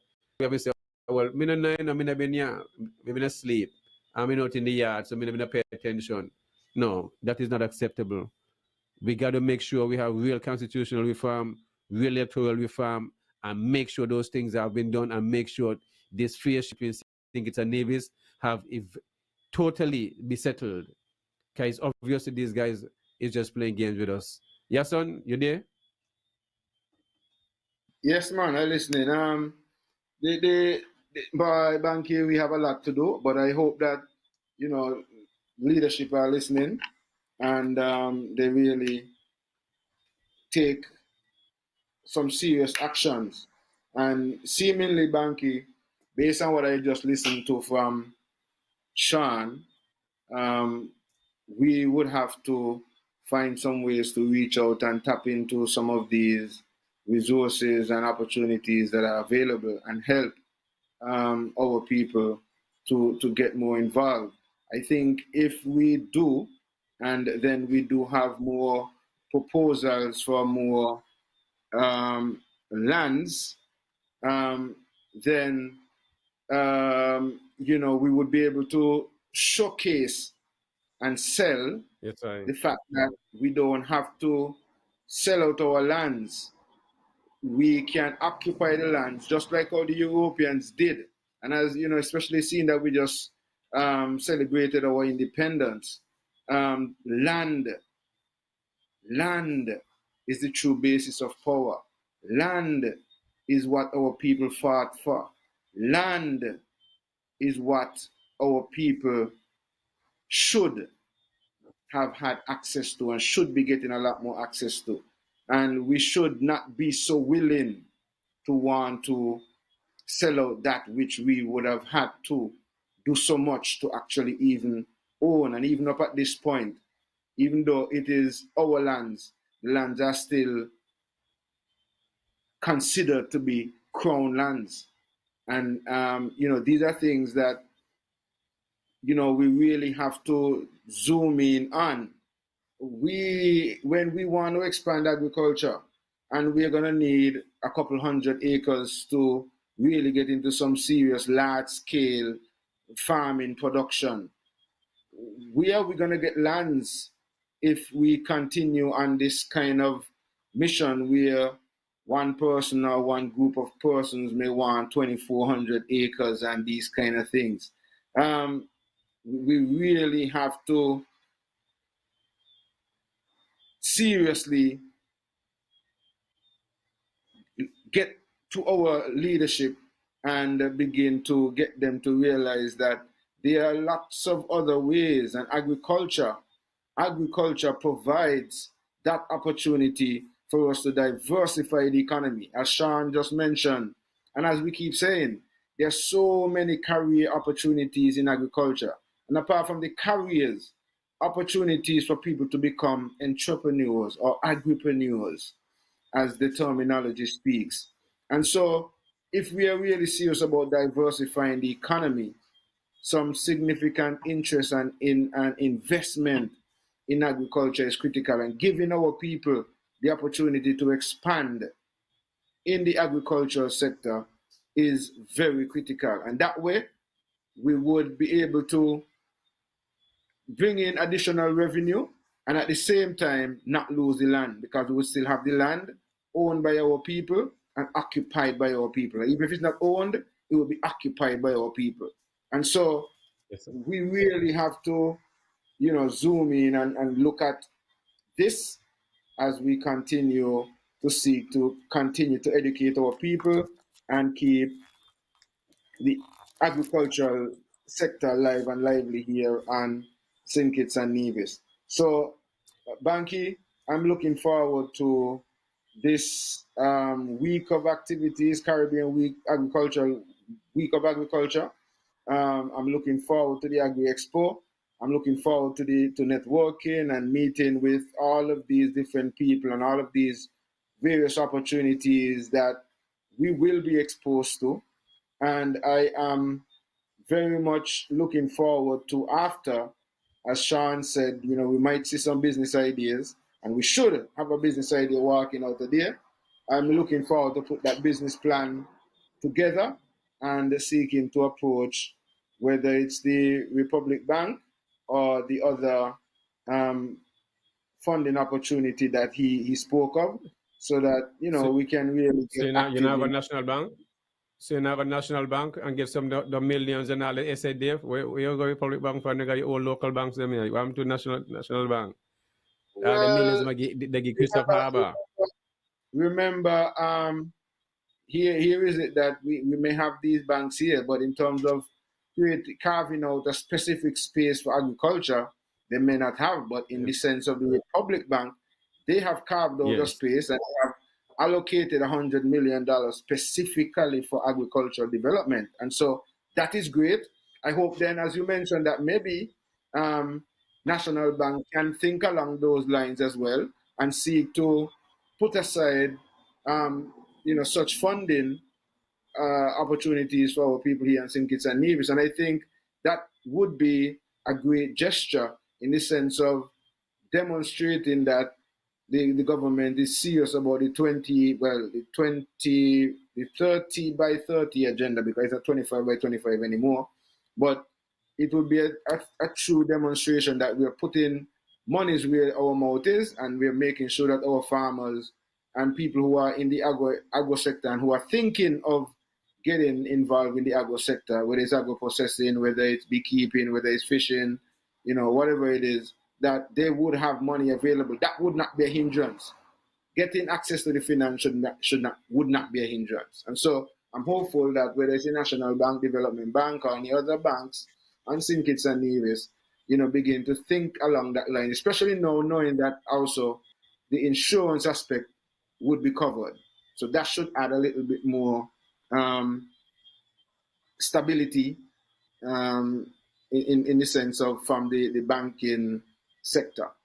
Let me say good evening to my sister Joy K. Happy belated birthday. Her birthday was on the 17th. Make her sweet 18. Looking as if like she's still 18, aging as well as ever. Also, let me say good evening to those who donated to Tesson Clark when it comes to surgery. He'll be moving on to Atlanta to have his eye surgery be done. So I want to thank all who helped in this fundraising with that who donated to the Cash App and stuff like that. And the race, so he'll be flying out this Sunday, and he'll be staying by my sister Joy. I'm a virgin Marion, going to be helping out and stuff like that. So I'm happy for all those who contribute to making this a success, so he can come back home and continue as a young man, contribute his work to the nation and give back and stuff like that. Because Mandos, I mean, I've known Mandos as a young man through high school. Great young man, very athletic, get along with everyone, and he'll just going through some stages right now when it comes to seeing. Have been hindering him for a couple of years now. So I'm happy I could team up, and also want to big up Ursula and her team, and the doctor also decide to do the eye surgery for free. So he just have to pay the use of the hospital, of the machinery and stuff like that. So I just want to thank all those, big up my brother Shaun, all them guys, and everyone who contributed to make this thing possible. Really grateful for this happening. So nothing is coincidental. It shows when you enter someone's life, I owe it to someone, and you're there to do it's just all alignment. You know what I'm saying? Anything I ask my sister Joy to do, once I ask her, she don't even question it. Whatever it is, she just go along with it. So she's a beautiful person from day one, and I wanted to know how much I appreciate her in everything that she has been doing for me over the years and continue to do so. Joy, big up yourself as usual. Love you, and Mandos is in good hands, definitely. So I ain't gonna worry about that part. Yahsonn, we really got to secure our land. It's very important, and encourage a different generation, a younger generation, to have that interest into agriculture, because those who control the land control the people. Those who control the land, they may want to control the information too. So it's important to have, when it comes to your historical places, that you're in control of that. Not forgetting the Hamilton Sugar Estate. That ain't gonna go nowhere, you know, because these things should be under the tourism or the historical association, or a native person, not a non-native person coming here making money off our backs, because that should have been bidded out. The government have an intention to give it out to someone. Ask locals to have application to be filled out, and they choose the best person, the best business plan to take care of this stuff. These are the right things to do. You can't have a silent project going on and no one speaking about it, and I'm here talking over and over until I ask the premier question. He had to answer that question. Otherwise, you'll never hear about this project. You see it. I mean, and these are the things we're marching for, you know. Things like this, the Christiana disaster, the Hamilton Mill, the giving of all this land, Newfoundland, 600 acres, all these land are only sitting down, owned by a single person, not doing nothing. But yet, we're forcing to get the land from the locals who have the last set of land. We got to come better than this, my brethren. So I'm encouraging everyone. Well, everyone going to come out, you know, but this is going to show the strong from the weak, you see, because this thing gonna affect generation and generations to come, you know. We don't need special areas within St. Kitts and Nevis when Attorney General and all those who support this bill. And the funny thing about it, when you talk to those who support the government, they come back and telling you, boy, this is not good. But yet they can't tell a representative this is a bad idea. You see? But in front of their face, they're supporting it, but then behind, they're still going on the road. Yes, and one of the funny thing, you know, you have these investors calling contractors here on the island, you know, and asking them what they think is the best way how to build a building where there's blocks or concrete and all kind of something. So it shows you this is just a gimmick. Because if you're going to come and have all these great ideas, you're going to call local contractors to ask them what kind of building you're supposed to be building to tell a design team. You're supposed to know everything done design and all this different stuff on board. And when you ask them, well, we'll give you consultation. This doesn't make no sense. This is where I'm coming from. We do not need a next 3-4 season of 800 acres. You're going to have 10,000 people. Well, who said 10,000 people? Who said now 15 and 20 and 30? Well, how come the hotel build over Newfoundland? What I want is to take back those land from Penny's Beach, from Nichols, go right up to the Malcolm Gishard Park by Sunshine, and continue to expand that area as a green space, clean up the area, put in more coconut trees, just like it was before, put in a 4,000 coconut trees, or 3,000 or 2,000, along with other fruit trees, where you can and put in roads and other beach bar, go straight down to Penny's Beach, where other young people can get other beach, where you can have a next 50 to 100 beach bars, go right down the stretch from which part they go right down, you know. If an extra 50, it make a difference because 50 more locals would be getting a beach bar, and which going to increase, you understand, the income and build and employ work for people who are not working and stuff like that.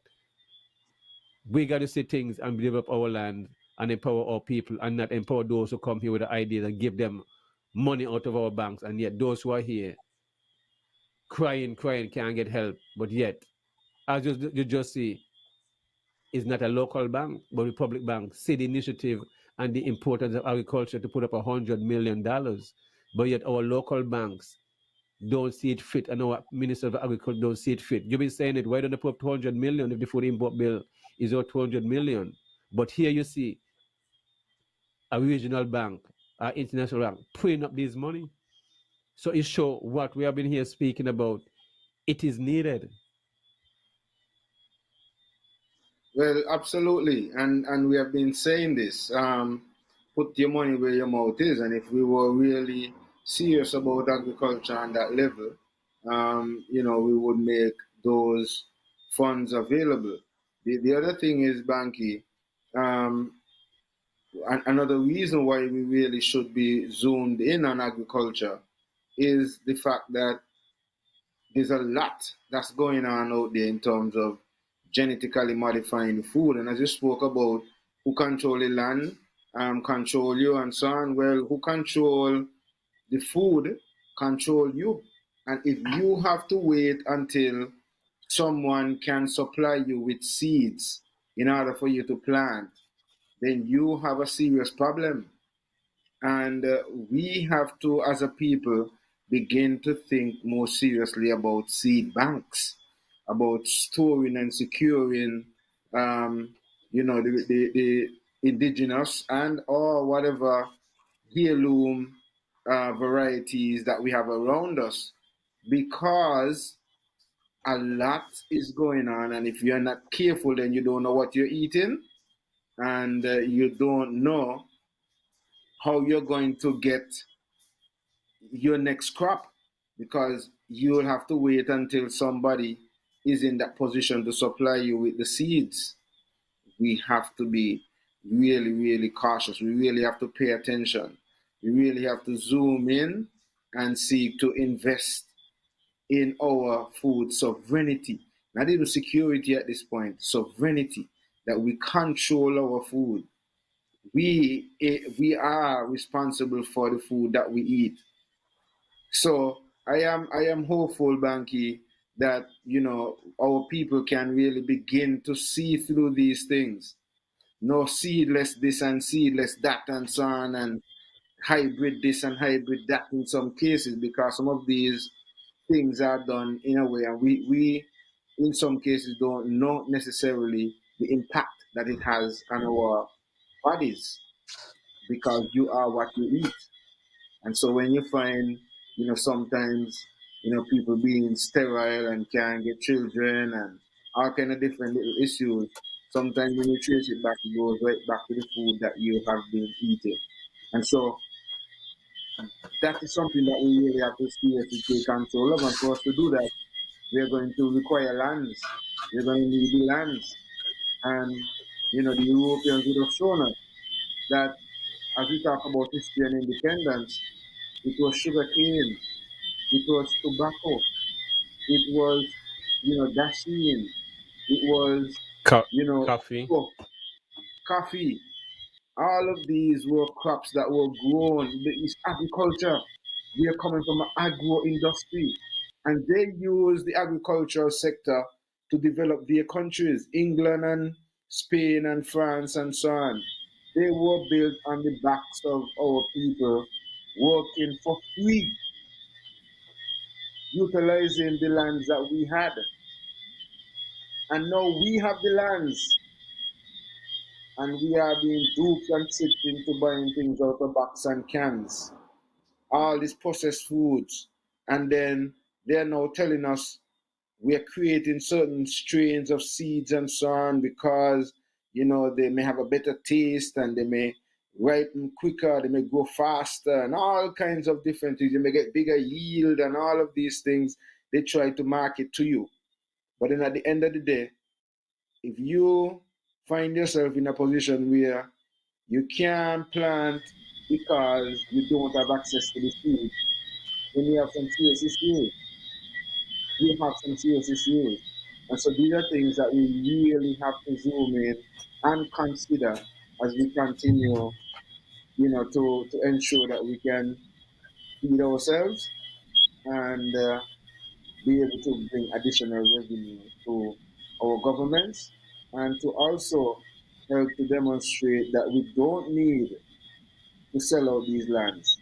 There are ways we can diversify the economy without having to sell out the land. And a serious investment in agriculture, and especially also seeing that cannabis is now also a part of agriculture.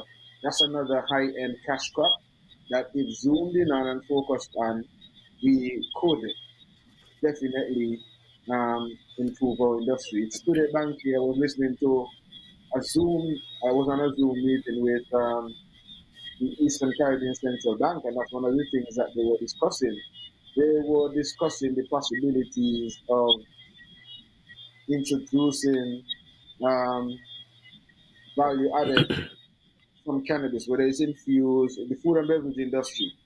And one of the things that was suggested in the meeting was not to try to fit the food and beverage under any of the categories, whether it's medical or recreational or spiritual, but carve out a specific space for them, because if you try to push it under the medical, so to speak, you're going to leave out some of the people who can afford to get into it. But if you were to leave it, and they made a good example. They said, okay, people drink sorrel and carrot juice and other juices and so on. They have therapeutic and medicinal properties and so on, but they're not considered medicine. When you drink your carrot juice or your cucumber juice or whatever, they're sold as beverages. So likewise, when you create your value-added, infused cannabis products or whatever it is in the food and beverage industry, it should be considered, as long as it is safe and done within the standards and meet the health requirements and so on, then there should be no need to have to force it under a medical regime. And it spoke to some of the other possibilities of us using cannabis as another means of diversifying the economy.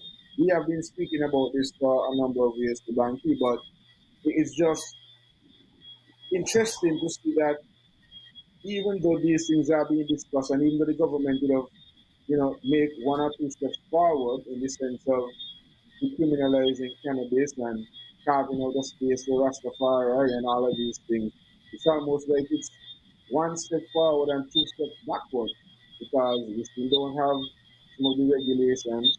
We're still not sure of this and that. There's still the issue of people being arrested, claimed that they have intent to supply when some of these things are not necessarily started out. However, I'm not seeking to get along the cannabis debate. I'm just pointing out that it's another also opportunity for us to seriously diversify the economy. And the Premier mentioned that when he was here the last time, that was one of the things that they were looking at in terms of diversifying the economy, because they saw the potential to gain from foreign exchange and so on, from in regards to the licenses and different regulations and so on that they're in place. Yeah, but you hear, do you hear anything about it? But what do the Minister of Agriculture say about that? Do you ever hear him utter a word about it? That what Premier say? That's why I put the Premier to be the Minister of Agriculture, because your central bank have this big seminar. Did the Minister of Agriculture take part in the seminar to hear all those expertise have to say about this food and beverage part of it? Because the medical authority reached out up to now to the minister to come out to Navy to have all these town hall, and he not respond yet. And here as I say, months now. So what we doing? I'm going back again in now. Rest in peace, Terry Adams. Always say agriculture cannabis should not be illegal because it's a plant and the Commander Agriculture. The Attorney General keep coming on and saying navies have its own autonomy over land uses, which means if navies don't want to get involved in cannabis, Sinkit can't tell them nothing. You see? Which means we would have been going cannabis long time. Because you hear the Attorney General keep saying it over and over and over. And that's why me ask the Premier, does navies have its own autonomy over agriculture, over land? You see? That's why I ask this question, you know. Because that's what it is. The Minister of Agriculture have no interest, you understand, who is there now? These guys fight Herb, no love Herb. That is his personal views. You're getting paid to serve the people. And getting paid to serve the people, the personal views do not work. You're failing right there. Because the people looking at you with your personal views, you see, this is the same thing. The people who voted you as Minister of Agriculture and not looking at your personal views against you. So how can you look at your personal views against the people who want this thing? These guys got to see things in the realistic way and not the personal and blended by their own personal views. Because these gonna come down to yes, us, go ahead, Yahsonn. It's gonna come down to us as a people, and this is why I keep saying we are allowing them to get away with these things. You see how we stand up, well, I shouldn't say we, because there's still some who don't necessarily agree with us for standing up for saving the lands and so on, because they don't share that paradigm and because of the parties and politics and all that. Yahsonn, remember, you know, we are the super spreaders, you know.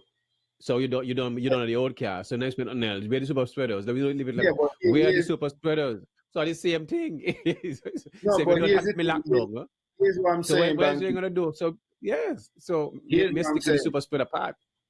We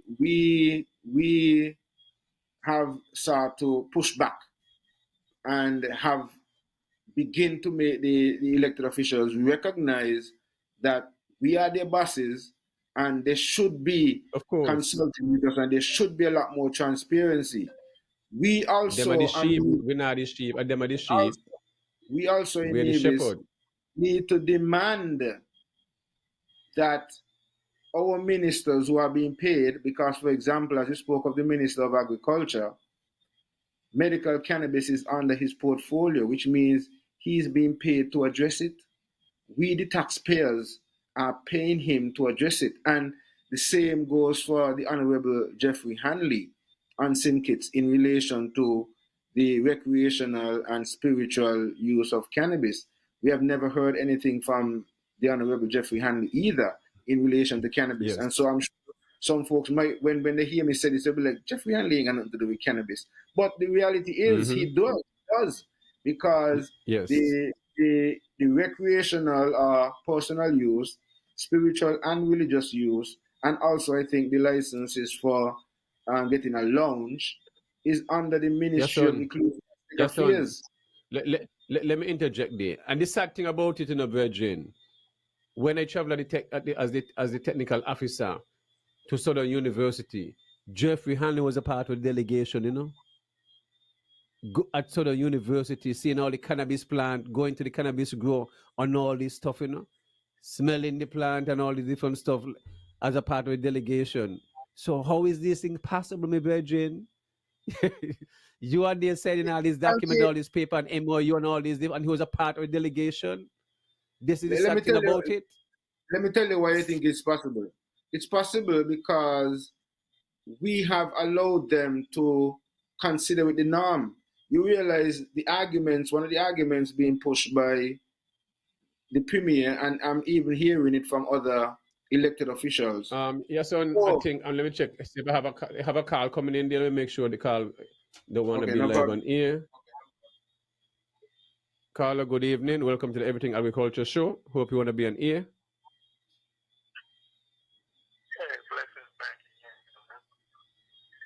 Hello? Hello? Yes, Bankie. You can call back at this number when you finish. Oh, all right. I guess the person want to be on air. All right, Yahsonn. Sorry about that.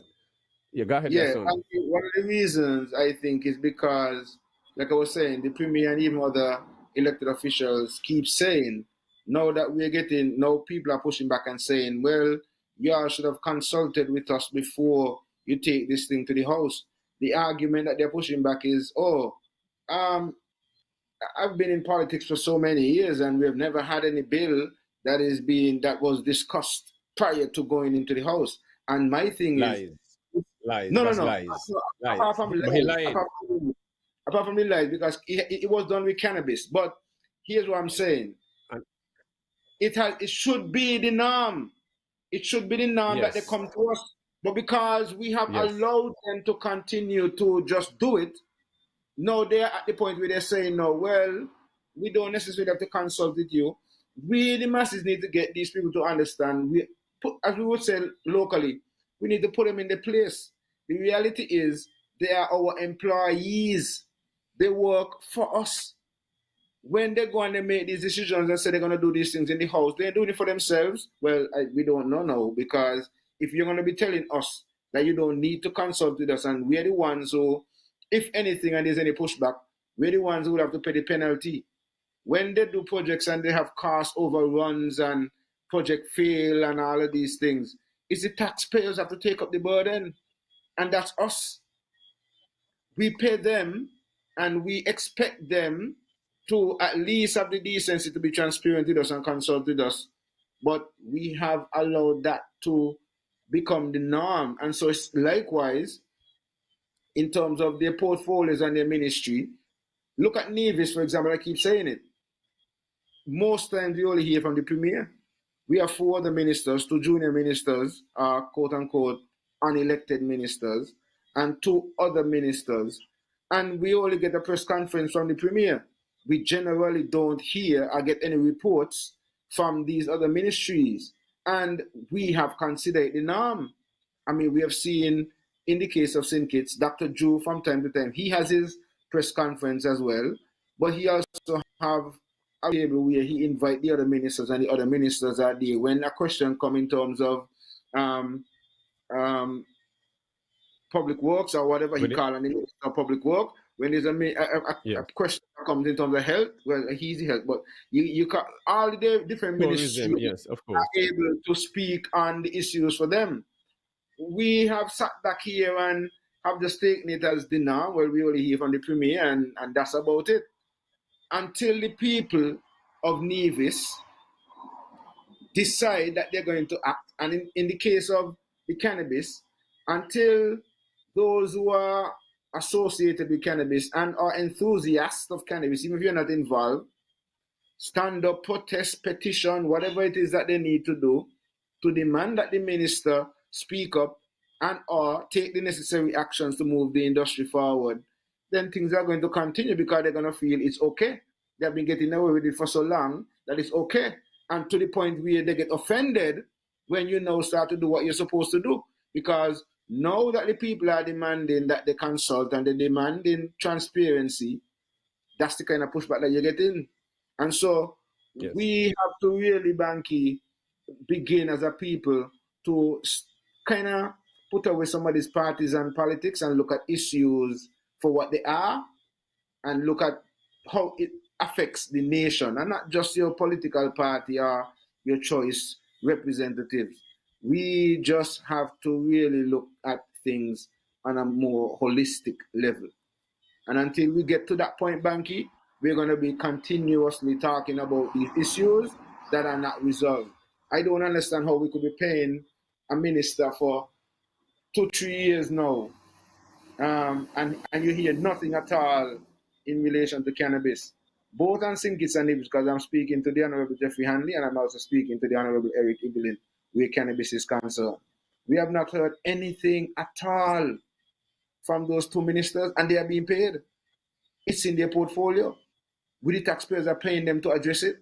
And here we are still arguing, and we're not arguing, but seeking to encourage them to do what we are already paying them to do. So, Bankie, we have to, as a people, begin to wake up. And I'm loving the fact that, this issue, and I'm hopeful that this issue would cause these politicians to recognize the need to consult with their bosses more. They need to recognize that we're playing the game of reverse psychology, where we are your bosses, and then when we elect you and put you there to work, you turn around and make it seem like you are the boss, And when we need to see you, we need to make all these appointments and all of these things. But yet, when it's close to election, 6 months before election, you all run my yard, my dog get accustomed to you. You know, my dog step back after you because you're coming so often now, my dog know you. Right? We need to be able to stand up, Bankie, and tell these people we understand our role. You guys are playing your role. You feel like you're playing your role with the people, the bosses need to play their role. Yahsonn, right on point. I just want to say, I know we don't exceed the time, but let me say again to the New Rivers Cooperative Association for a wonderful show that went last Saturday. Beautiful show, well attended. I know the Minister of Agriculture is regretting that he didn't sponsor one of the school to be a part of that show, and next department in the government had sponsored. Because he wanted to be eight schools wanted to take part, but only 6 because they were lacking when it comes to sponsorship. So I know when they hear about the outcome now, they would have regretted that even as the Minister of Agriculture and Stress about agriculture, the agriculture department should have sponsored a school. What is so hard in that? That alone show the minister is not serious. And the waiting happened. The community supported these shows, full of talented, stiff competition, creativity at its highest. Show the talent that we have around when it comes to costumes and showing the different aspects when it comes to recycling, the environment, geothermal, all the different topics that touch on when it comes to renewable energy, food security, all the different beautiful topics. Got to commend the teacher and all who had a hand in the play when it comes to putting the talent together and their creativity and all this. It's a collective effort. It means they had to do a lot of research when it comes to giving them that segment. These kids have done a beautiful job, and again, the government have dropped the ball. All the show for agriculture, from the cultural season, only the Miss Caribbean Queen show had more people attended than the show that had Cape. I went, and the vendors there made money. Cause when I at a place, I'm not just there to watch. I'm there to observe and see how the people interact and all this and the movement. People outside making money, people inside making money, and that's a beautiful thing. So I want to give recommendation to Swain and who is there, a part of the cultural committee. You know, I need to get involved with Heidi Tyson and Merla Isles, because what two young ladies have single-handed did, the cultural committee could not done for the whole cultural, and they were getting paid. So you see the difference? Nothing is coincidental. So everything was aligned to set like that. Again, let me say that there's activity coming up this Saturday from the Charleston Secondary School, featured name 1812. You have Ashanti Paris and Junior, the Paris duo. You have X-Man, Tebulous, different DJs and sound system were taking part of it. So definitely come out and support this event. I'll be there in the bar helping out as the PRO. And this will be this Saturday for a little fee. Then you have the 18th of October coming up is the Miss CSS, where you have a next 6, I think it's 4 contestants taking part in that. Definitely come out and support that also. And then you still have the same 18th, you have the activity with Sparks for the agriculture open. The open day in October for World Food Day, where they have the cook-off and the fair, and this will be at the Sandy Point basketball court. But coming up this Saturday, this Sunday, next Sunday, Gideon Force Farm, that is what. You have that is this Sunday, Yahsonn? Get that right with where Sanko for them having their stuff. The Agnet Market.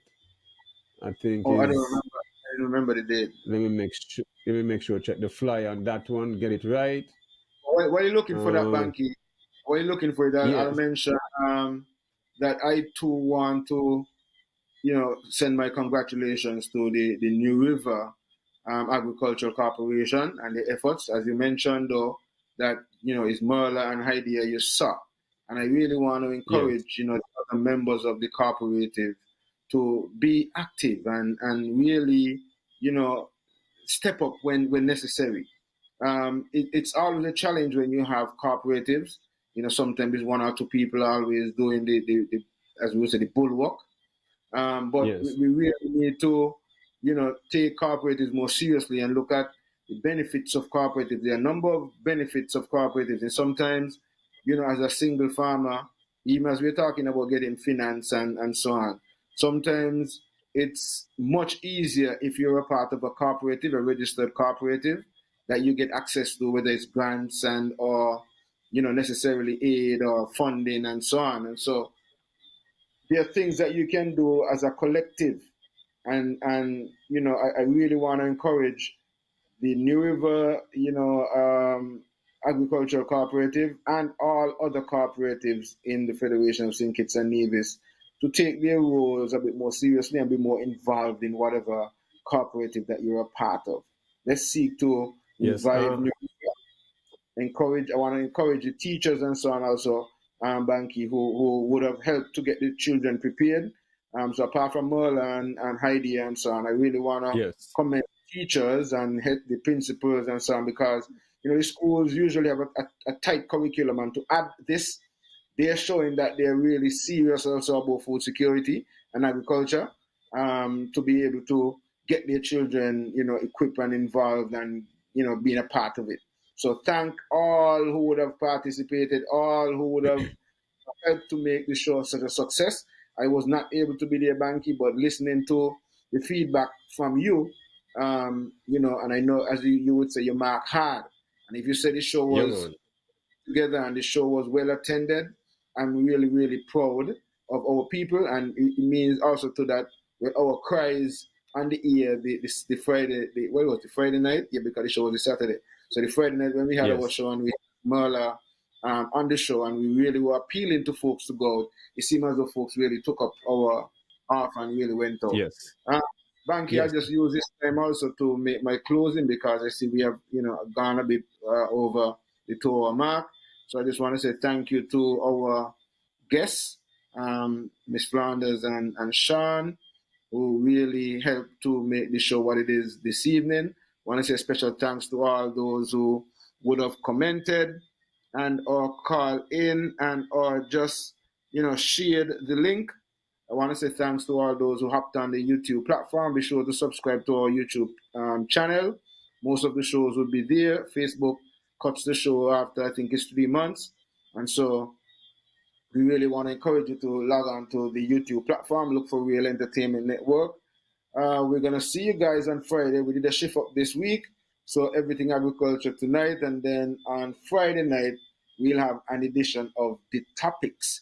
And we want to look forward to that, because we would have the deputy leader of the People's Action Movement, Azar Gums, on the program. And so we're going to be talking a lot of things and, finding out a lot of things and learning a lot of things. And, hope you guys too have some questions and are, ready to call in to be a part of the show. So until next week, Tuesday, and then until Friday, we see you again. So blessed evening. Give thanks, everybody, from Real Entertainment Network. Yahsonn, this organic market presented by Gideon Force Organic Corp will be on this Sunday, the 28th, at Depi Bay, starting at 2 to 9. So go out and support that. You'll have lots of different vendors. You'll have artists, musical entertainment. You have House of Yoda, Shiloh, CV, DC, Christia, Tafari, Jakali, OJ, Jungles, Mario, and Pakis, and special guest Footsie. You'll have vendors like Spax, Gideon Force, House of Yoda, Lion of Judah Herbal Remedies, Sugartown Organics, and you have just different. Then you have auto Builder Vibe Sound, DJ 6 o'clock, and Slaughter. All right. Also, Yahsonn, before I go, just want to thank all those who tune in. Thank our guests, Miss Flanders, Shaun, for coming on the Caribbean Secretariat, for sharing the information, a wealth of information on what's going to be taking place next week, Monday, for the whole week at the Marriott. Remember, the event is free, so you just got to register online. Also, remember, and then the second and the third is the Agriculture and Marine Agriculture Open Day. So I like the name that they add to it now, because when you think somehow you don't think marine is part of the fishing, and the marine is a part of it, but it's all in one. So definitely go out and support that event, meet people, interact, network, because you don't know who you're going to meet, and nothing is coincidental. So if this is how everything is meant to be. So really appreciate you guys tuning in on another Tuesday. As Yahsonn said, we have to shift it up to accommodate and put agriculture in this time. So Azad will be our guest Friday coming up. So Yahsonn, I'll be over there in St. Kitts coming up this Friday. So that we play the ad again to make sure the people know what's going on and come out and support this initiative and save their country.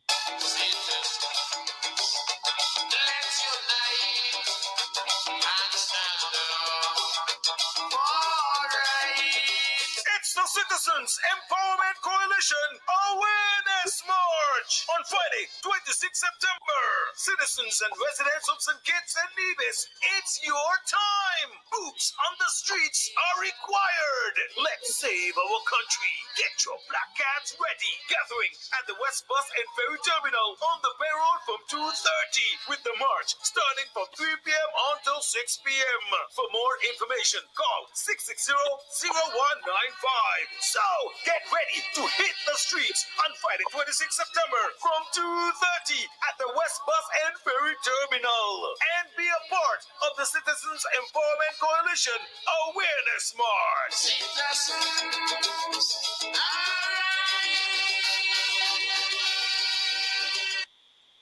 Yes, and that is tonight's show. And thanks again for tuning in to the Everything Agriculture Show. Continue sharing the link and get everyone in tune and have an interest in what's going on here in St. Kitts and Nevis. So, Yahsonn, this is our show, Chaïra. You can also in the background. Yahsonn, anything you want to say before we go? I just want to thank the Real Entertainment Network team, the collaboration and the efforts, put out for us to put these productions together. It's not an easy feat, and it really takes commitment because all of us have, things to do. We've got families, and all that, but we make, the sacrifices and the effort to really put these productions together. And we really want to thank those of you who, take the time out to be with us every Tuesday and every Friday. And, I'm just really loving the energy and hopeful that, we continue to be able to make you feel comfortable and happy and share information and different perspectives. That's the other thing. We sometimes use the opportunity to share things from a different paradigm. We know sometimes folks might not necessarily totally agree with us, but at least you hear a different perspective and you may cause you to think, I've never really thought of it that way. I've never looked at it that way. So, all right. And so, I just want to say thanks. Coming soon, Yahsonn, Tafara's Plant Nursery and Ita Lounge will be, loading pretty soon. But right now we're just doing some work in the background at a new location. We will, inform you about the new location and all that, but just let you know that, we're working on something new and something nice and something different, a whole different ambience and all that for you. So we look forward to the continued support. Chaïra, if you're listening in the background, just, give us a little cue. You could play a little music soft or whatever it is and just let us know. But in the meantime, if you're not ready, well, I guess I'll just continue keeping us so that we don't have dead ear, so to speak. So thank you, everybody, who would have logged in. And we really look forward to continue providing you with information and education. I want to encourage y'all to go on out to, I want to encourage everybody to go on out to the week of activities. See you guys next week. Enough love, everybody. So I take Shaun. Let's unite and stand up for right. It's the Citizens Empowerment Coalition Awareness March on Friday, 26 September. Citizens and residents of St. Kitts and Nevis, it's your time. Boots on the streets are required. Let's save our country. Get your black cards ready. Gathering at the West Bus and Ferry Terminal on the Bay Road from 2:30 with the march starting from 3 p.m. until 6 p.m. For more information, call 660-0195. live. So get ready to hit the streets on Friday 26 September from 2:30 at the West Bus and Ferry Terminal and be a part of the Citizens Empowerment Coalition Awareness March.